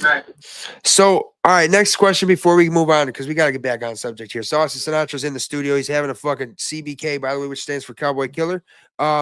Kirby, you know, when it comes to fuck, I had what I was gonna say and I fucking almost forgot. No, not the wing prices. No. Not the wings. I was gonna say, dude, to add to that, I kind of know why. There was some kind of bird flu that was going around, and they were killing like literally millions of chickens. Fucking yo, these chickens are under fucking duress. You know what I'm saying? As Marshawn Lynch said, save your chicken, right? Okay, all right. Let's get back on the subject here. DV, you got some more topics. Obviously, we'll get to it in a bit. DV, let's talk about what you saw for the NHL game and what you got for us and what you want us to react to and give us some saucy reaction to. USA game yesterday proved to me that hockey it never went nowhere, man. In the game yesterday, Connor McDavid really showed like he was the best. The game went back and forth from the first period to the second period to the third. It was tied 2-2, went into overtime. And I was just telling my son, I'm like, man, this is the time where the big players make the big plays. And I'm like, all the best players is on the ice at the same time. Eichel, Connor McDavid, a couple others. And then as soon as I said that, Connor McDavid, boom, right in front of the net. He wins the face-off, pass it over to the right wing. It deflected off of somebody's stick. It came right in his hand. Took the shot over the glove hand. Scored. Game over. So yeah, it was a good game. 10 out of 10 times with that dude. So I know Dom's not a big hockey guy, but you came over here to watch those 2 games with me, and like we were getting into it for real.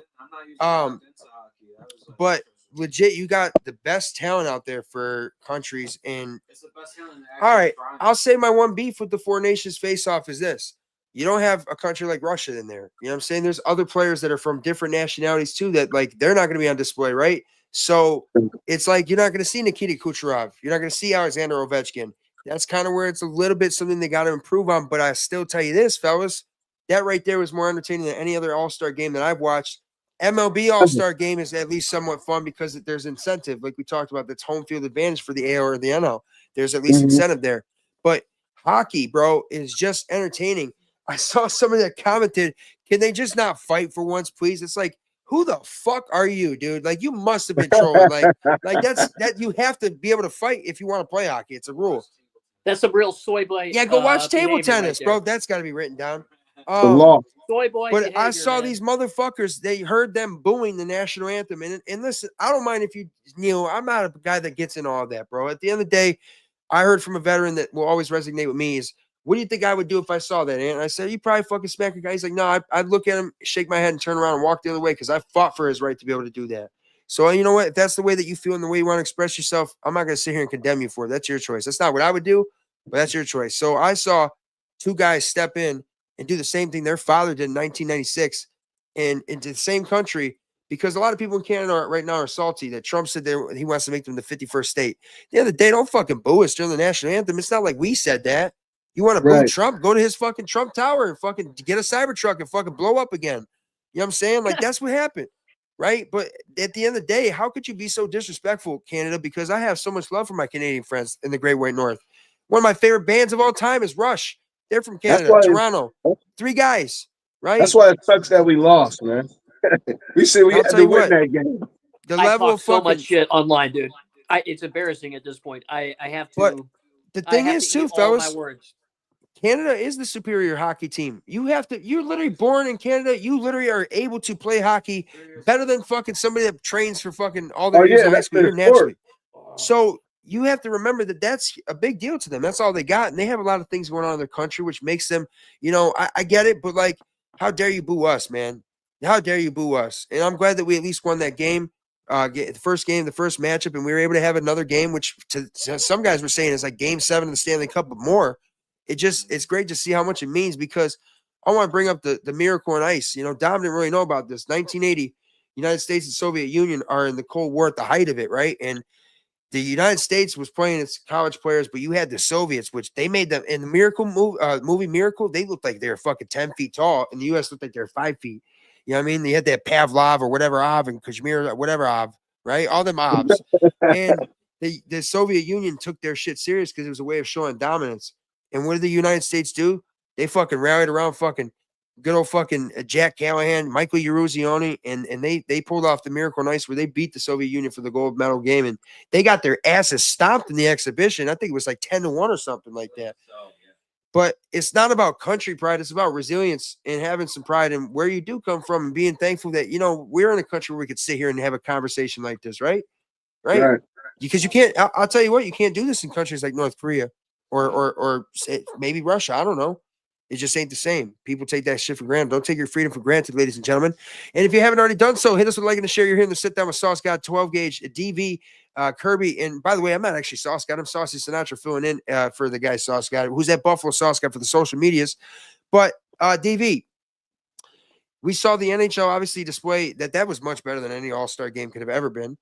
Do you think that we're going to see some things out of the NBA, because they've obviously seen a huge decrease in ratings? I'll tell you what, they better do something, and they better do it fast, because if they don't, the NBA is dying in my eyes. There's no competitive juice. There's no flair. It's nothing. It's like they playing pansy ball. Like I said earlier, man, they got to step it up on all levels in NBA, and I hope that they seen the type of intensity, what intensity and competition could do, what it could do for the sport. I think at the end of the day, man, anytime you're going to see that this kind of shit was taken seriously amongst all levels. And by the way, what a bunch of ways to show resilience from the United States. You got the I can't say his last name, Kachuk, Chucky. Yeah, yeah. Fucking Canuck Chuck. He comes back with that goal to tie it up. And then, obviously the US gets the lead at 2-1, and then the Canada comes back at 2-2. And I think it just was true to show that Connor McDavid was the guy that won it for him, because that was the biggest moment of his hockey career. I mean, he got to the Stanley Cup Finals and put the team on his back, and What up, Chris? that guy's amazing, right? He really is. DB, man, how much do you like hockey after watching that? Man, I've always been a hockey fan, man, since '95, and all that did was make myself remember why I watched the game. I'm glad that they didn't take away the physicality like they did in the NBA. I remember in the NHL, it was the point in time where they was trying to make it like more non-violent, where they was trying to take fighting out of the NHL. And after that, they made rules about it, and they kept the fighting in, and I'm glad they did. It just leave that competitive, that grit that we need, that we follow, that we love. We got to keep that in the game.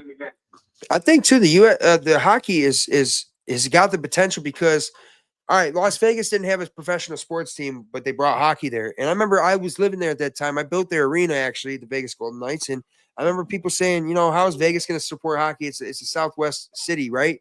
But no, they rallied around it because they had something to actually cheer for. And truly, that's more exciting than the NBA is to me. I don't care if there's only a goal in a game. I mean, you're seeing guys that are fighting, and it's a strategical thing, right? It's kind of like soccer, which I'm not a big fan of because it's a little bit different. They're not tough like hockey players, but they kick it back. They move the puck around. You know what I'm saying? They keep things in motion. I like soccer. I mean, I like hockey a little more than soccer, because soccer is such a big field. You have to go so far. Hockey is you're on skates, which is quicker, and it's a shorter rink, so it's a good pace. I like it. And not for nothing, I fucking tried to ice skate every day at work this fucking last week because I have no choice, right? And it's fucking a pain in the ass getting into my truck. Can you imagine doing that with a stick, a puck, and a guy that wants to chop your head off? Fuck that, man. Fucking, hey, by the way, man, NHL players are different. Hockey players are tough as fuck. And I love hockey because when we saw the Cavs Warriors finals appearances constantly, you didn't know who was going to make the Stanley Cup finals. You saw the Lightning have a really great year regular season. They got bounced first round. Bruins set a bounce, right? Fucking Predators got there one year when they should have been there. The Knights got there their first year as a franchise. Somehow with cokehead Jack Eichel, they got there. But that's because, like I always say, cocaine is apparently better in Las Vegas than it is here, so that's probably played better. Fuck that redheaded motherfucker. I can't stand Jack Eichel. You guys are going to be going about that. But hockey is definitely very exciting. I wish that we would see a little bit more of its popularity kind of come into play here. I think ESPN, obviously broadcasting more of that on ESPN Plus is a big thing. And I know that the ESPN and MLB are going to be ending their partnership for broadcasting stuff. At the moment, that's what's been said. But we're going to get into some MLB talk here next.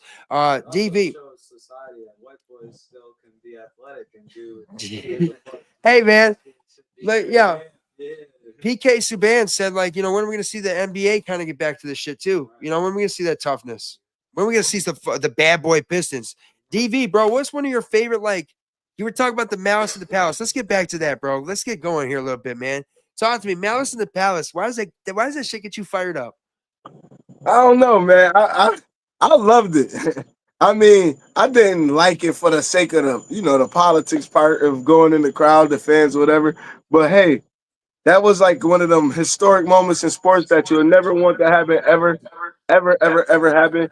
And I think that's what kind of set the league back in a way because they got scared of that could happen again. I think that season it was another brawl. It wasn't quite as bad as that one, but it was bad. So listen, let me tell you, I think they tried to get away from it.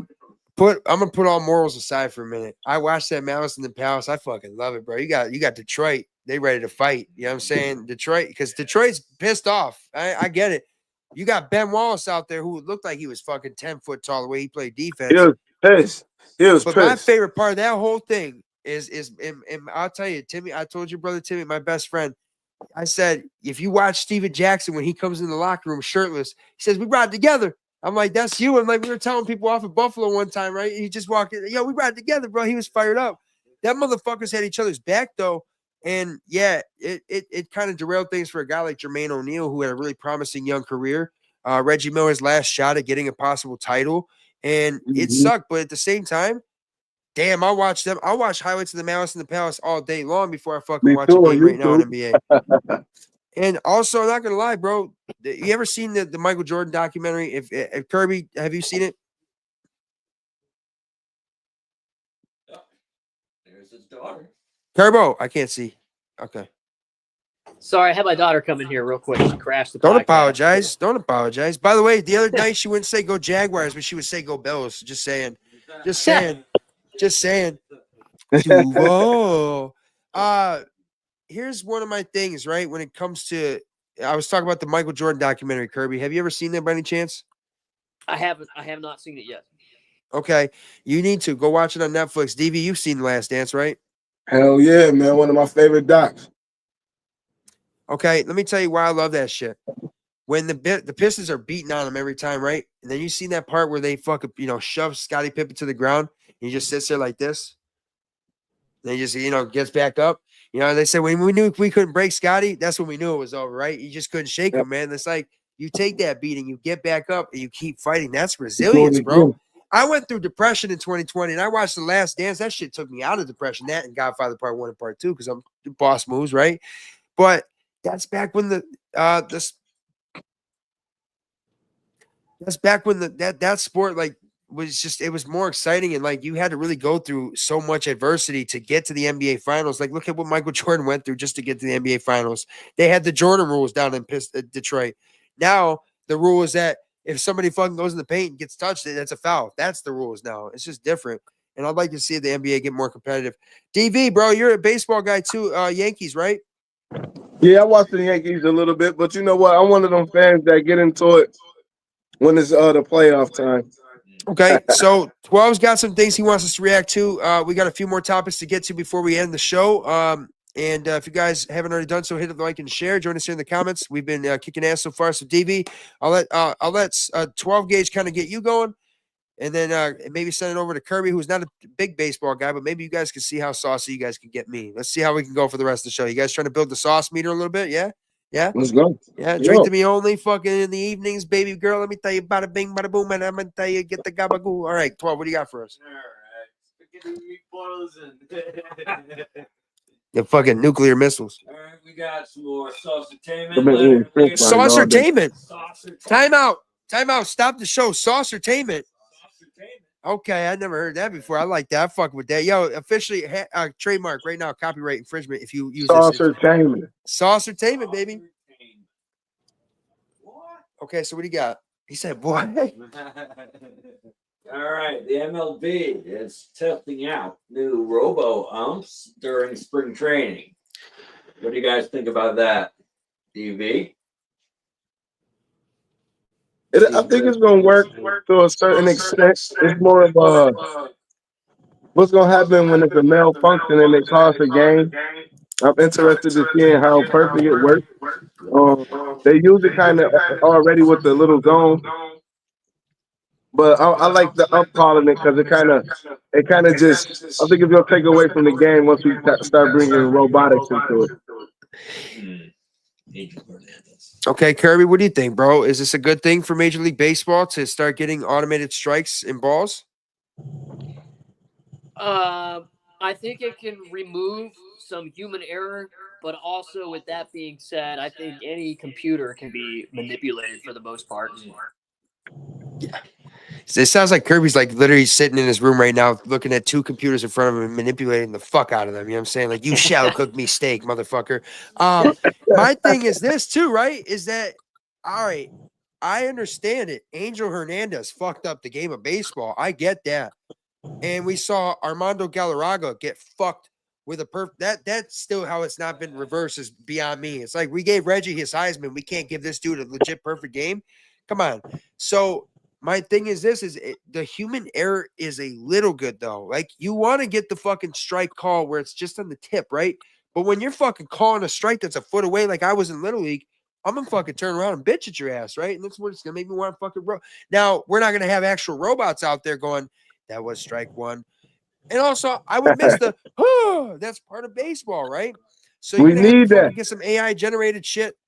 But like, it's going to be, at the moment I need fucking an over-under, I'm about to go over there and fucking hack that computer or pull the fucking Wi-Fi, Ethernet cords, whatever it may be, right? So that's part of it too. But I do think it's going to work just fine for the MLB. I think it's just, you're seeing people that are just ridiculously bad at their jobs as umpires.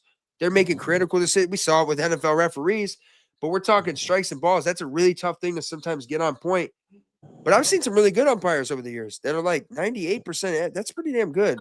So I think it's a good choice, though, because I did see, I think a couple, was it maybe last year or the year before, but they had where you could challenge a striker ball like in minor leagues. Jason Dominguez did it for the Yankees. Like he's like, I don't think that was a strike. And they literally, it went right on the screen. It was quick. It was very fast.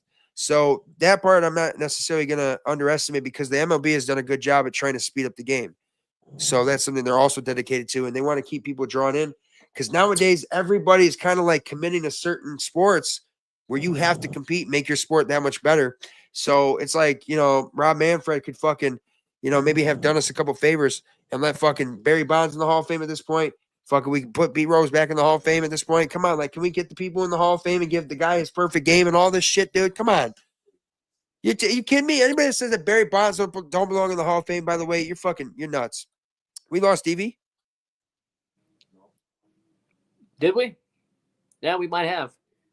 Looks like he froze. Okay, well, if we get him back, that's all good. 12, yeah, I can hear it. I don't know what happened, why it froze, but I can hear you guys. All good, all good. Okay, DV, you got to get out of here, brother? Yes, soon, like in a couple minutes, my brother. Okay. All right, well, so the next thing we want to talk about is this, what do you got? Spring training for the Yankees.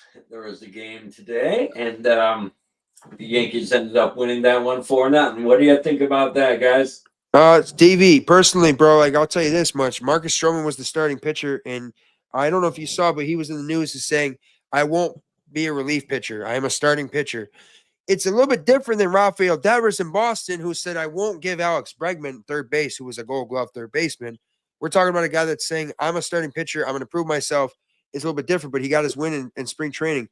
Do you think the Yankees really have a shot at maybe getting back to the World Series this year? Absolutely, man. Okay. They're stacked. I respect that. They're stacked. I respect that. Absolutely. I think It's just that when we get there, we gotta win this shit. We can't just go there and play around this time. Like when we get there, it seemed like we have like a little fall off. I don't know if it's in confidence or juice or whatever, but it just seemed like we don't have it. But when we get there, we gotta win this time. It's almost like I can't believe we made it this far. Where Yeah, they it's don't know what to do. It's like exactly, Kev. it's like any other day. You go out there and you freaking win. You hit. I mean, I don't know. It was odd. I bet on the Yankees for that World Series, and I did not anticipate it ending the way that it did. Really. I mean, Yeah, me either. right. Me either. that's where we're going to fucking all of a sudden, we're going to see the sauce meter go up here because this is some real shit right here. I'm telling you, Gage, you got something else to report based on some Yankees decisions lately that are going to talk to me a little bit about what I want to fucking say about this. So what do you got?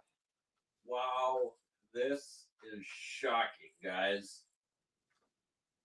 The Yankees are now allowing more leniency. Nope.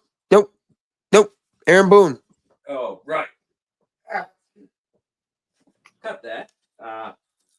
Aaron Boone now. Aaron Boone got the extension through 2027. So, all right, hold on. I'm Awesome. sorry. 12 Gage just straight up made a sound effect to cut it. Cut, rewind, fuck it. I'm still eating. That's definitely up there. Bada bing, fucking material. Aaron Boone was extended, which, by the way, fucking, I appreciate that. And by the way, Gage was revealing that the Yankees are going to let their players, for the first time since 1975, when George Steinbrenner, the big boss, implemented this rule, they're going to allow them to have well-groomed beards, which I think is, like, dog, it's 2020, it's 2025. Like, let them, but like, sure, like, you have to be like, there's a certain grooming standard, like the military has the same thing, right? I get it, but like, yeah, there's guys that didn't want to play here because they'd have to get rid of their beard. That's also a dumb like thing that, if you're not willing to do that. But I all right, Aaron, go ahead. All right. No, it's just there's a lot of personalities out there. You know what I mean? Some want to be clean cut, Like this guy. It's the way they present themselves. Some want to, have a little bit of like Brandon Marsh. You seen that guy? You know Yeah, who Brandon Marsh. Yeah, is? think about Johnny Damon when he was with the Red Sox and then he goes to the Yankees. It's like the difference. full-blown caveman, dude. Yeah. Neanderthal-looking motherfuckers. But I Hell think yeah. Fucking, you ever see I James think, Harden bro, without the beard? if they play well, I mean, what's it matter? If they're winning games, like you're gonna tell them you gotta cut that hair or something. I don't know. It's a little. Some guys don't like how they look with no facial hair. That's the thing, though, is that some guys that they just, it's part of the thing that it's like a superstition that they want to have their facial hair. I get it. But I'm sorry, if you offer me $300 million, I'll fucking put my hair as whatever way you want. But it's a good thing. It's a good thing they did this. It's probably like making Derek Jeter a little pissed because he was like brainwashed to where he was still shaving his face every day. He's like, wait a second, I retired. I don't have to do this anymore. I'm like, fuck. But I think Aaron Boone being extended, you want to fucking talk about how to piss me off? Let's go and fucking extend the guy that hasn't gotten it done in any year that he has been the manager for the New York Yankees. Say what you will about Joe Girardi, but I think that Joe Girardi could have possibly won the fucking World Series if he was managing this previous World Series attempt, right? Because Aaron Boone doesn't have that fire. He comes from a big baseball family, sure. He had a fucking big moment in Yankees history, sure. The 2003, he beats the fucking World Series. He goes to the World Series, sends the Yankees to the World Series with a home run against the Sox. They lose that World Series, so it's really, to me, it's like it's a cool moment for one game, but it's a season we didn't win the World Series. He would, but he was like really about it. Boone is kind of like forcing it in a sense. And game one, Aaron Boone lost that game, and that might have been what lost that series. He puts Nestor Cortez in. He has Freddie Freeman to come up. They intentionally walk. Fucking was it Mookie Betts right before that, right? Or yeah, Mookie Betts. You walk him intentionally to bring up Freddie Freeman with bases loaded, and boom, Master Cortez, who hasn't pitched in fucking three months or something at that point, or something longer than that. Boom. What do you expect at that point? The Yankees at that point were defeated because Freddie Freeman then goes on a fucking tear. Anthony Volpe almost brings them back with that grand slam, right? I thought they had a legit chance to start a run to come back in the 7-game series, but they made some crucial fielding errors, and I'd like to think that that's coming from the way that you're being managed or coached. Yankees played great fundamental baseball. Joe Torre was not a big fucking angry guy, but he knew how to manage talent, and he knew how to put the guys in place and put them at their best position to excel, right? I don't think you're getting out of Aaron Boone. You had Aaron Judge batting second forever. I don't care like how you bat him third. Fourth, maybe, but third is where your best hitter, and look how he did this year, right? So I wonder if maybe that's part of why Juan Soto didn't re-sign with the Yankees, although I'm okay with that decision. But if Aaron Boone doesn't win a World Series this year, now you're under contract again for another couple seasons. So fuck that, man. That pisses me off, and he better get it done this year. You hear me, Aaron Boone? You fucking piss me off, buddy. You got your money. You better fucking get it done. I'm tired of it. I'm tired of not winning World Series because we used to expect greatness, right? Yeah. Amen. Fuck, man. So if you guys haven't already done so, this is the sit down, also presented by Zubaz 716 Sports Card and Memorabilia Store in Depew, New York, and the Louie's Bar in Attica, home of one of the best wet and wing combinations in Attica, New York. Tell Chad Winkleman to go take a tinkle, man, because I need some sprinkles, fam. I don't like my suit to be wrinkled, man. You know what I'm saying? But do we still got DB in here? I think DV, I don't know, maybe he had to leave. I'm not sure. Okay. Gage, I want you to edit this. No, edit that. Yeah. Nope. Yep. You know how to edit it? Okay. So then, actually, now get out of there. That's too much for you. I should be doing that to you. Kirby, what else you got for us to talk about, brother? You want to say goodnight? No.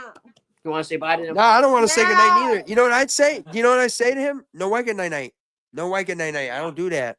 Go Bills. Love you, sweet. Go Bills, right? Go Bills, right? Good night, honey. Yeah, it's her bedtime. Yeah, you got to go. Go tomorrow, okay? I'm finishing up here. I'll see you in a little bit. Okay. Make sure come back.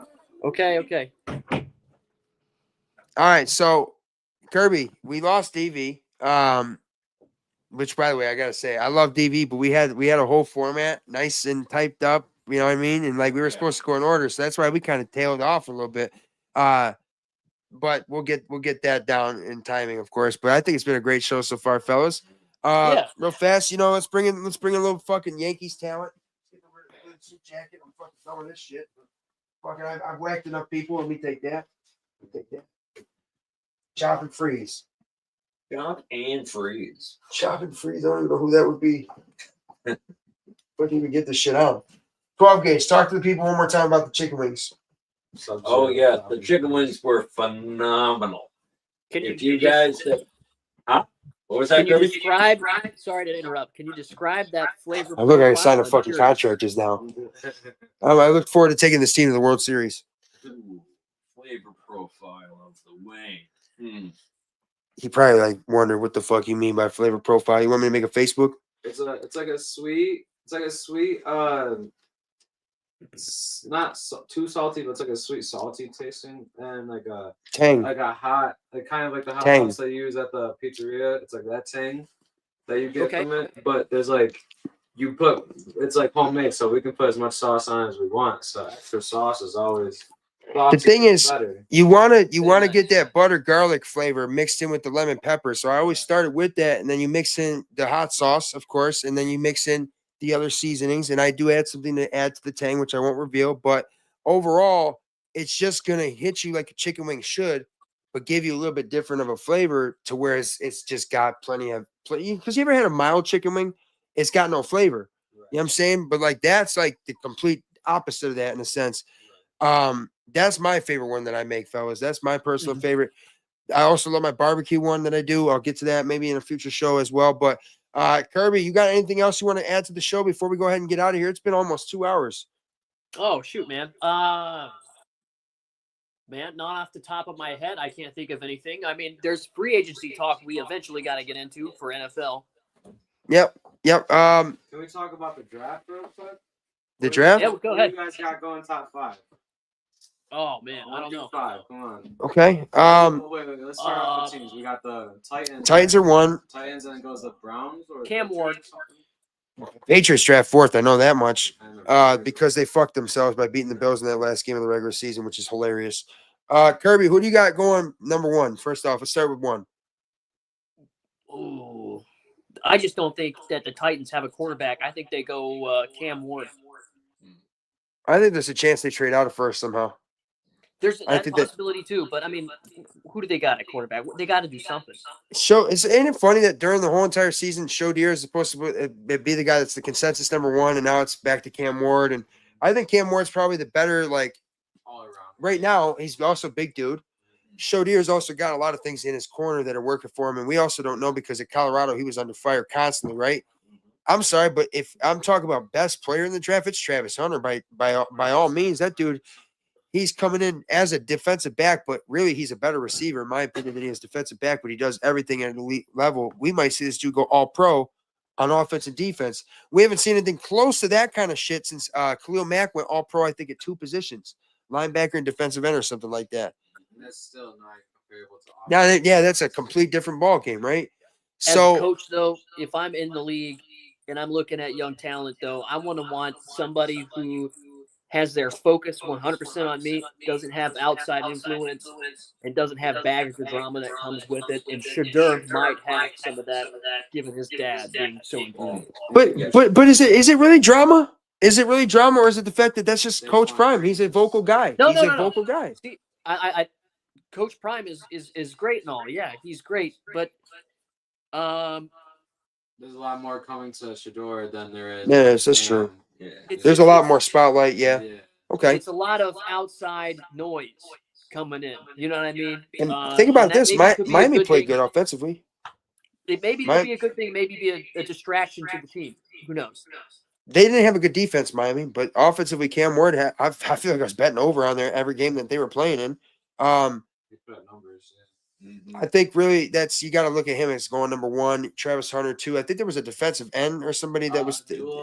Yeah. He's really good, but like you gotta come in and to be a top 3 like that, you gotta really make an impact the first year type shit. That's how I look at it. If I'm gonna pick a end at my top 3 pick. And who knows what Cleveland's gonna do? I mean, obviously they need a quarterback too, but I bet they ain't gonna get Shedeur.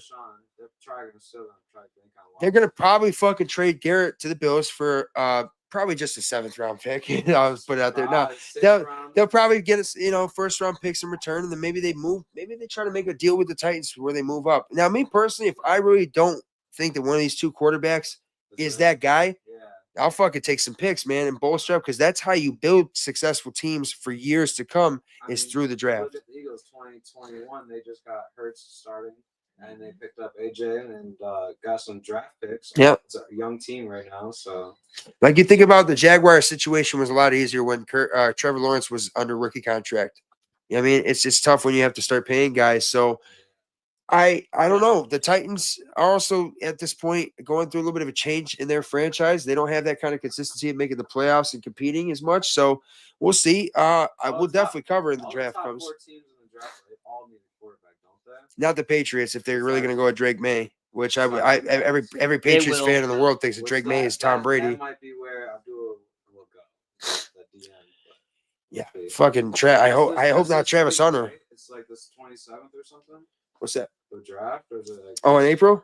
Oh, April. The draft ain't till April. Yeah, free agency comes like just around March 17th usually. So yeah, like that's the first thing that we'll have. By the way, man, Stephon Diggs might not be back with the Texans, I heard. How about him? Well, he does seem like a diva. We just saw him on TMZ with Cardi B in the car and shit. She pregnant and shit. And like, dude, I heard some shit about him and his brother, like, jumped some dude or like drugged him or something like that. I don't know, bro. Yep. And not that there's anything wrong with it or nothing like that. You know what I'm saying? Not that there's anything wrong with it, but he has some shit going on. Sometimes you and your brother, you just got to jump somebody, It just got to be done. You just got hey, fuck, I think that's what we're doing after the show is we're gonna go jump Mac Jones. I'm glad that me and my older brother are close to age. We're about 8 years difference. We never had to go through that. And my younger brother's like the same difference, 8 years. So you gotta go jump somebody. I had to go jump myself and my friends. If you have to jump somebody, do it with your brother. You know what I'm saying?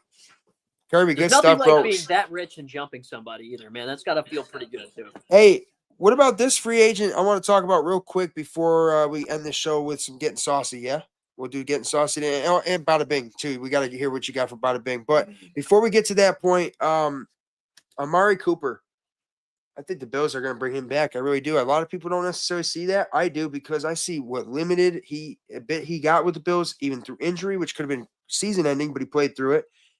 And limited usage, and he still was making a difference and okay with it, and he wants to win football games. Coop's also a vet. He's a veteran, so he'll teach those other receivers. Yeah, I don't think he's asking for $25 million a year or nothing like that. I think he's just going to ask for something modest, which he deserves. You know, he's got the he's got the status. He's got the credentials of it, right? So there's that. Good idea for the Bills to bring him back. By the way, too, I wanted to get to the Yankee stats real fast for today. See if I can kind of get that. It's been a great show, fellas. Been fun. Obviously, Sauce guy with Saucy Sinatra. Yeah, Dominic Checho in studio. We did lose DV pretty fucking. He had a skate. He said. I wonder if he actually meant like I have to go outside and try to like skate on ice. Paul Goldschmidt had two RBIs for the Yankees in his debut. Jason Dominguez also had an RBI. So let's see. The Yankees had Jason Dominguez leading off, by the way, 0 for 2. Cody Bellinger's batting in the second spot, 1 for 2. Valley's on the Yankees, yeah. And he wanted to go to the Yankees. I like that better than Soto, honestly. I like that. They also got, I mean, I know he's older, but Paul Goldschmidt just won an MVP a couple years ago, and they got him for, Goldie. Goldie got that shit. You can have him batting cleanup. You can have Bellinger 2, Judge 3, Goldschmidt cleanup, yeah. Then Jazz Chisholm is second base this year too. Like no more Gleyber Torres. It's Jazz Chisholm's time. You can't. That's 7th or like the 9th, 7 or 9 hole. That's where you should. Anthony Volpe, who I like, he went 0 for 3 today, but that's okay. It's spring training. Last year the Yankees would try to put him up higher in order of Jazz, but I didn't like that. Jazz is let him get in the game late in the game and let him fuck some shit up in the game. Marcus Stroman came in for 1 inning, 2 hits to start the game, and had 1 strikeout. So I mean, you know, the guy's trying to prove himself as a starter. I think the Yankees have a lot of really good farm talent. They're going to see what they got.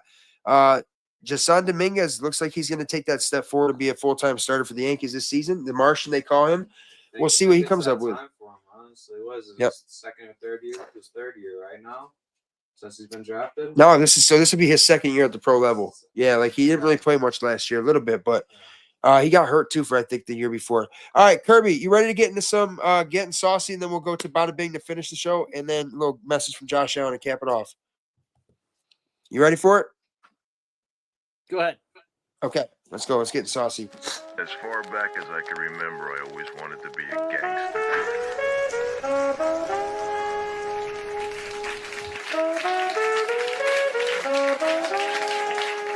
Ice cold, nice, refreshing Labatt Blue on a fierce storm behind J817. It's a cold front, is what that is. I'm fired up this week, ladies and gentlemen. I'm going to get you fired up. Bills Mafia, you want to hear me getting saucy this week? It's simple. Mac Jones and the New England Patriots, and also, too, the Miami Dolphins, and anybody that's got anything bad to say. Bills by a billion, baby. Let's go. Let's go, Bills.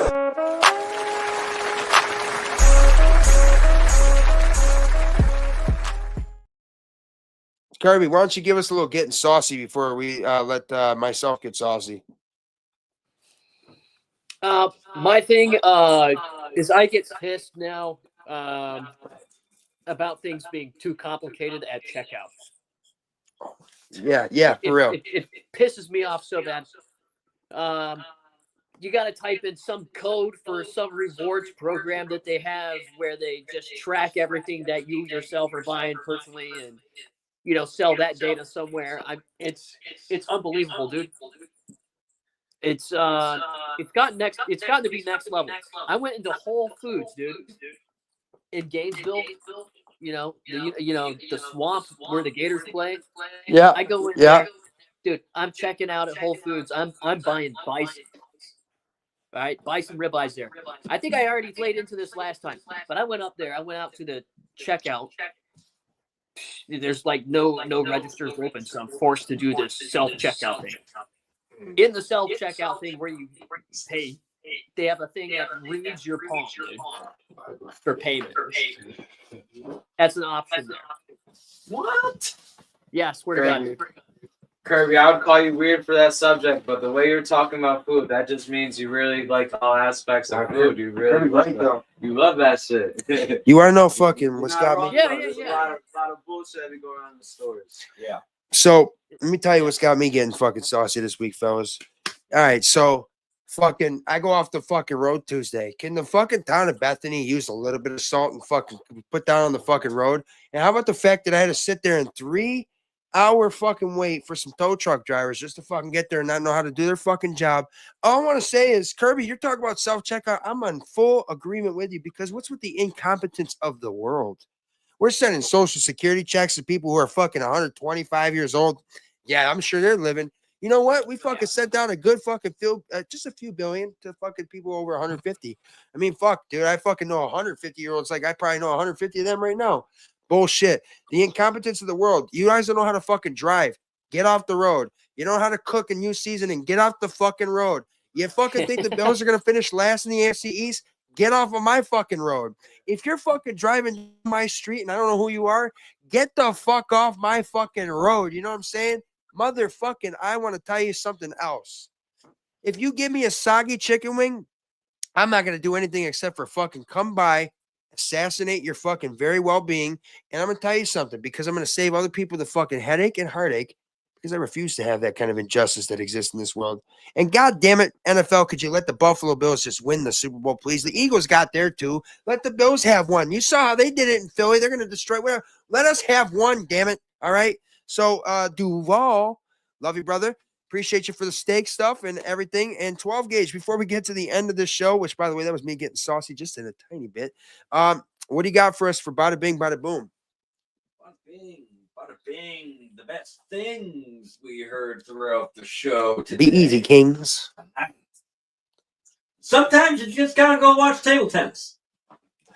That was fucking brilliant, bro. You said that. So, you know what I mean? So sometimes you just go watch some table tennis. Just salt one step a week. Yep. Okay. All right. I mean, on there. Hell yeah. Okay. Yep. Just one step a week is all you get for one cup. Fucking one step, one cup instead of 2 cups, 1 cup. What else? Instead of South Florida, it's like North Florida's colder. It got the 40. Yeah. It fucking it dipped down. It dipped. There was a few clouds out. Fuck. Yeah, a couple flurries, you know, like a McFlurry, you know what I'm saying? Like, I didn't see 1,000 of them when I was smoking my cigarette a half hour ago. Yeah, fucking, oh my God, that's good. What else you got? What By else? the way, snow is not cocaine.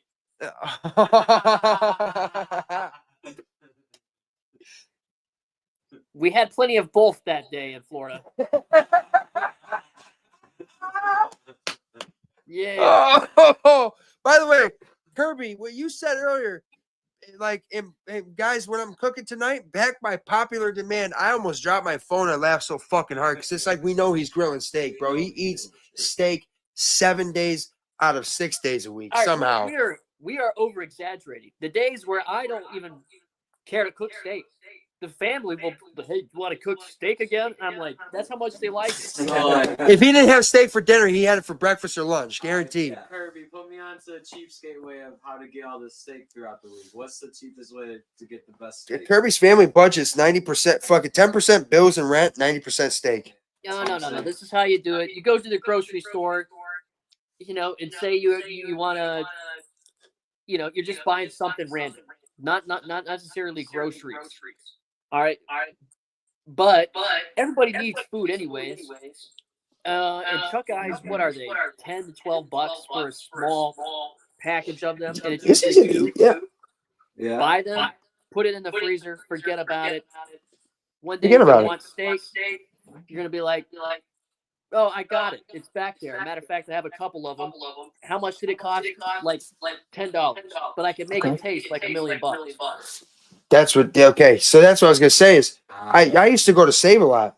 I get a fucking $5 porterhouse. That thing tastes like a fucking $300 porterhouse. You get in fucking Buffalo anywhere, right? So how you cook the steak is what determines it. But hey, I had what was it? I think six ribeye cuts from Aldi's for like $10, dude.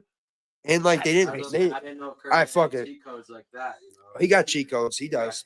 He has a cooking cheat code. Kirby, fucking brilliant. What else you got, bro? Dude, I love it. He wrote down some good shit. Yeah, as the Italians say. God bless. Angel Reese is a glorified drink. Okay. All right, I got something serious right now here. Winners want the ball in their hands. That's true, man. I mean, I stole that from the replacements when Gene Hackman said to Shane Falco, Keanu Reeves, he said, winners want the ball in their hands when the game's on the line. That's the truth. I'll be honest, bro. Fuck it. I got a game-winning shot opportunity. I ain't passing that fucking thing. Because either I'm going to be the fucking king of high school right now, or I'm about to fucking, at least I fucking took the shot. I'm not going to let somebody else take that glory from me. That's my spot. Game-winning shots. Hey, you miss 100% of the shots you don't take. Wayne Gretzky, Michael Scott. Yes, sir. He understood the task. What else you got, bro? You can't thank Trump for nothing. You can blame him for everything. Hell yeah, bro. Fucking when in doubt, blame Trump. Late work today? Trump. Fucking Trump. Fucking, I can't pay my rent this month, guys. Guess why? My Trump. goldfish died. It's because fucking Trump fucking fucked Yeah, us. not because the carnival. He failed us at with the water. Not because the carnival. Just because, right? All right, what else you got? Anything else? You went to spring break and you got herpes. Blame Yeah. Trump. Hey, fuck. Guess what? That motherfucking Donald Trump. It's like that Carol fucking Baskin. That fucking Donald fucking Trump. Shout out to Kirby down there in Florida. What else? Any more? Military steak. Military steak. Okay, so that was a good term. Yeah. Okay. I fuck with that. The Ohio State Chuck out. I got a Buckeyes jersey too. Well, I used to, and then fucking Emily struck. Honestly, I'm talking shit about Buckeyes. I'm a Buckeye fan, bro. I'm a Buckeye fan. I had a Michael Thomas jersey, bro. Oh yeah. What else? I got the best thing that was said though in a minute. I had deep fried rattlesnake before. Deep fried a rattlesnake before. That had me stuck for a second. It did. Hey, it was good, but it was too bony to be really regularly eaten. Yeah, I think there's a lot of that. I have to get past a lot before that, the bone part. You know what I'm saying? It's the fact that motherfucker's still sizzling. It's like, is he dead? Shit. I took the rattler Yeah, like off. fucking honey badger don't give a shit. I still have that rattler somewhere. Just so you can rattle somebody's cage. Yeah. Hey, daughter, there's a snake in your under your bed. Hey, Woody once said, man, there's a snake in my boot. There's a snake in your boot. Sometimes you just have to jump someone with your brother. Kirby, that was fucking brilliant. That was. Right, I mean, that's the truth. Last one. There's a hell of a lot of chickens in the world. Yeah, when Davey said that, there's a hell of a lot of chicken, bro. Like someone said, save all your chicken. Really, Hey, just the makes best you thing, think deeply the about best how thing many that Gage chickens there said really are. was definitely when we told him, no, not that one. He goes, fucking deleted that shit, bro. Hey, all right. Let's play the sixth, and then we'll play Josh's outro in a second. Once Josh's message plays. But guys, if you haven't already done so, man, make sure you follow, like, subscribe, with notifications turned on. It's Saucy Sinatra in the Gamebook Studio, the Gamebook Sports and Entertainment Network on Facebook. Make sure you check us out, like us. Make sure you turn your notifications on so you don't miss the live versions of the show or any of the Buffalo Bills updates or sports updates or anything updated from us guys that give you tons of entertainment and inspiration right here in the Game Book and in the Sit Down Podcast presented by BuffaloSauceGod.com. Duff's Famous Wings, where me and his hat, you don't have to ask for them, have to be extra crispy. The Big Tree Inn in Orchard Park, Louie's Bar in Attica, home of one of the best whack and wing combinations in all of Western New York, and the Zubaz Zone 716 Sports Card and Memorabilia Store in Depew, New York. Also, I am your host, Saucy Sinatra, a.k.a. the Sauce God at Buffalo Sauce God, and then Anthony Barmasoon on Facebook. This is my guy, 12 Gage, a.k.a. 12 Gage Martin, a.k.a.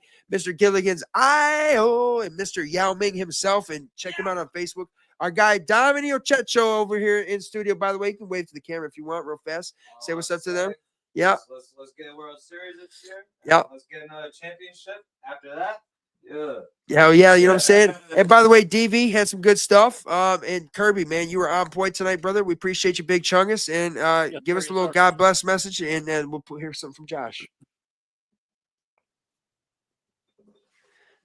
Kirby, we love you, brother. God bless. Keep doing your thing. Everybody out there, everybody out there, stand in, stand tall. Make sure you stand the fuck up. Bolster the fuck up. Stand tall again.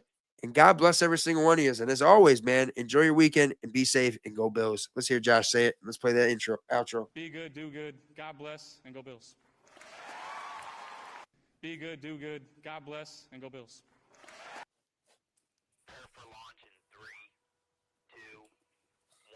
We'll catch you guys next Friday night on Facebook Live and YouTube Live, and available via audio podcast wherever you might get your podcast from. And we'll keep you guys updated for everything Buffalo Bills related in the offseason as we get closer to free agency. I am Saucy Sinatra, the Sauce God, here to keep you entertained as always and keep you guys motivated and keep you guys hyped up. God bless every single one of you, bolster up, and as always, go Bills.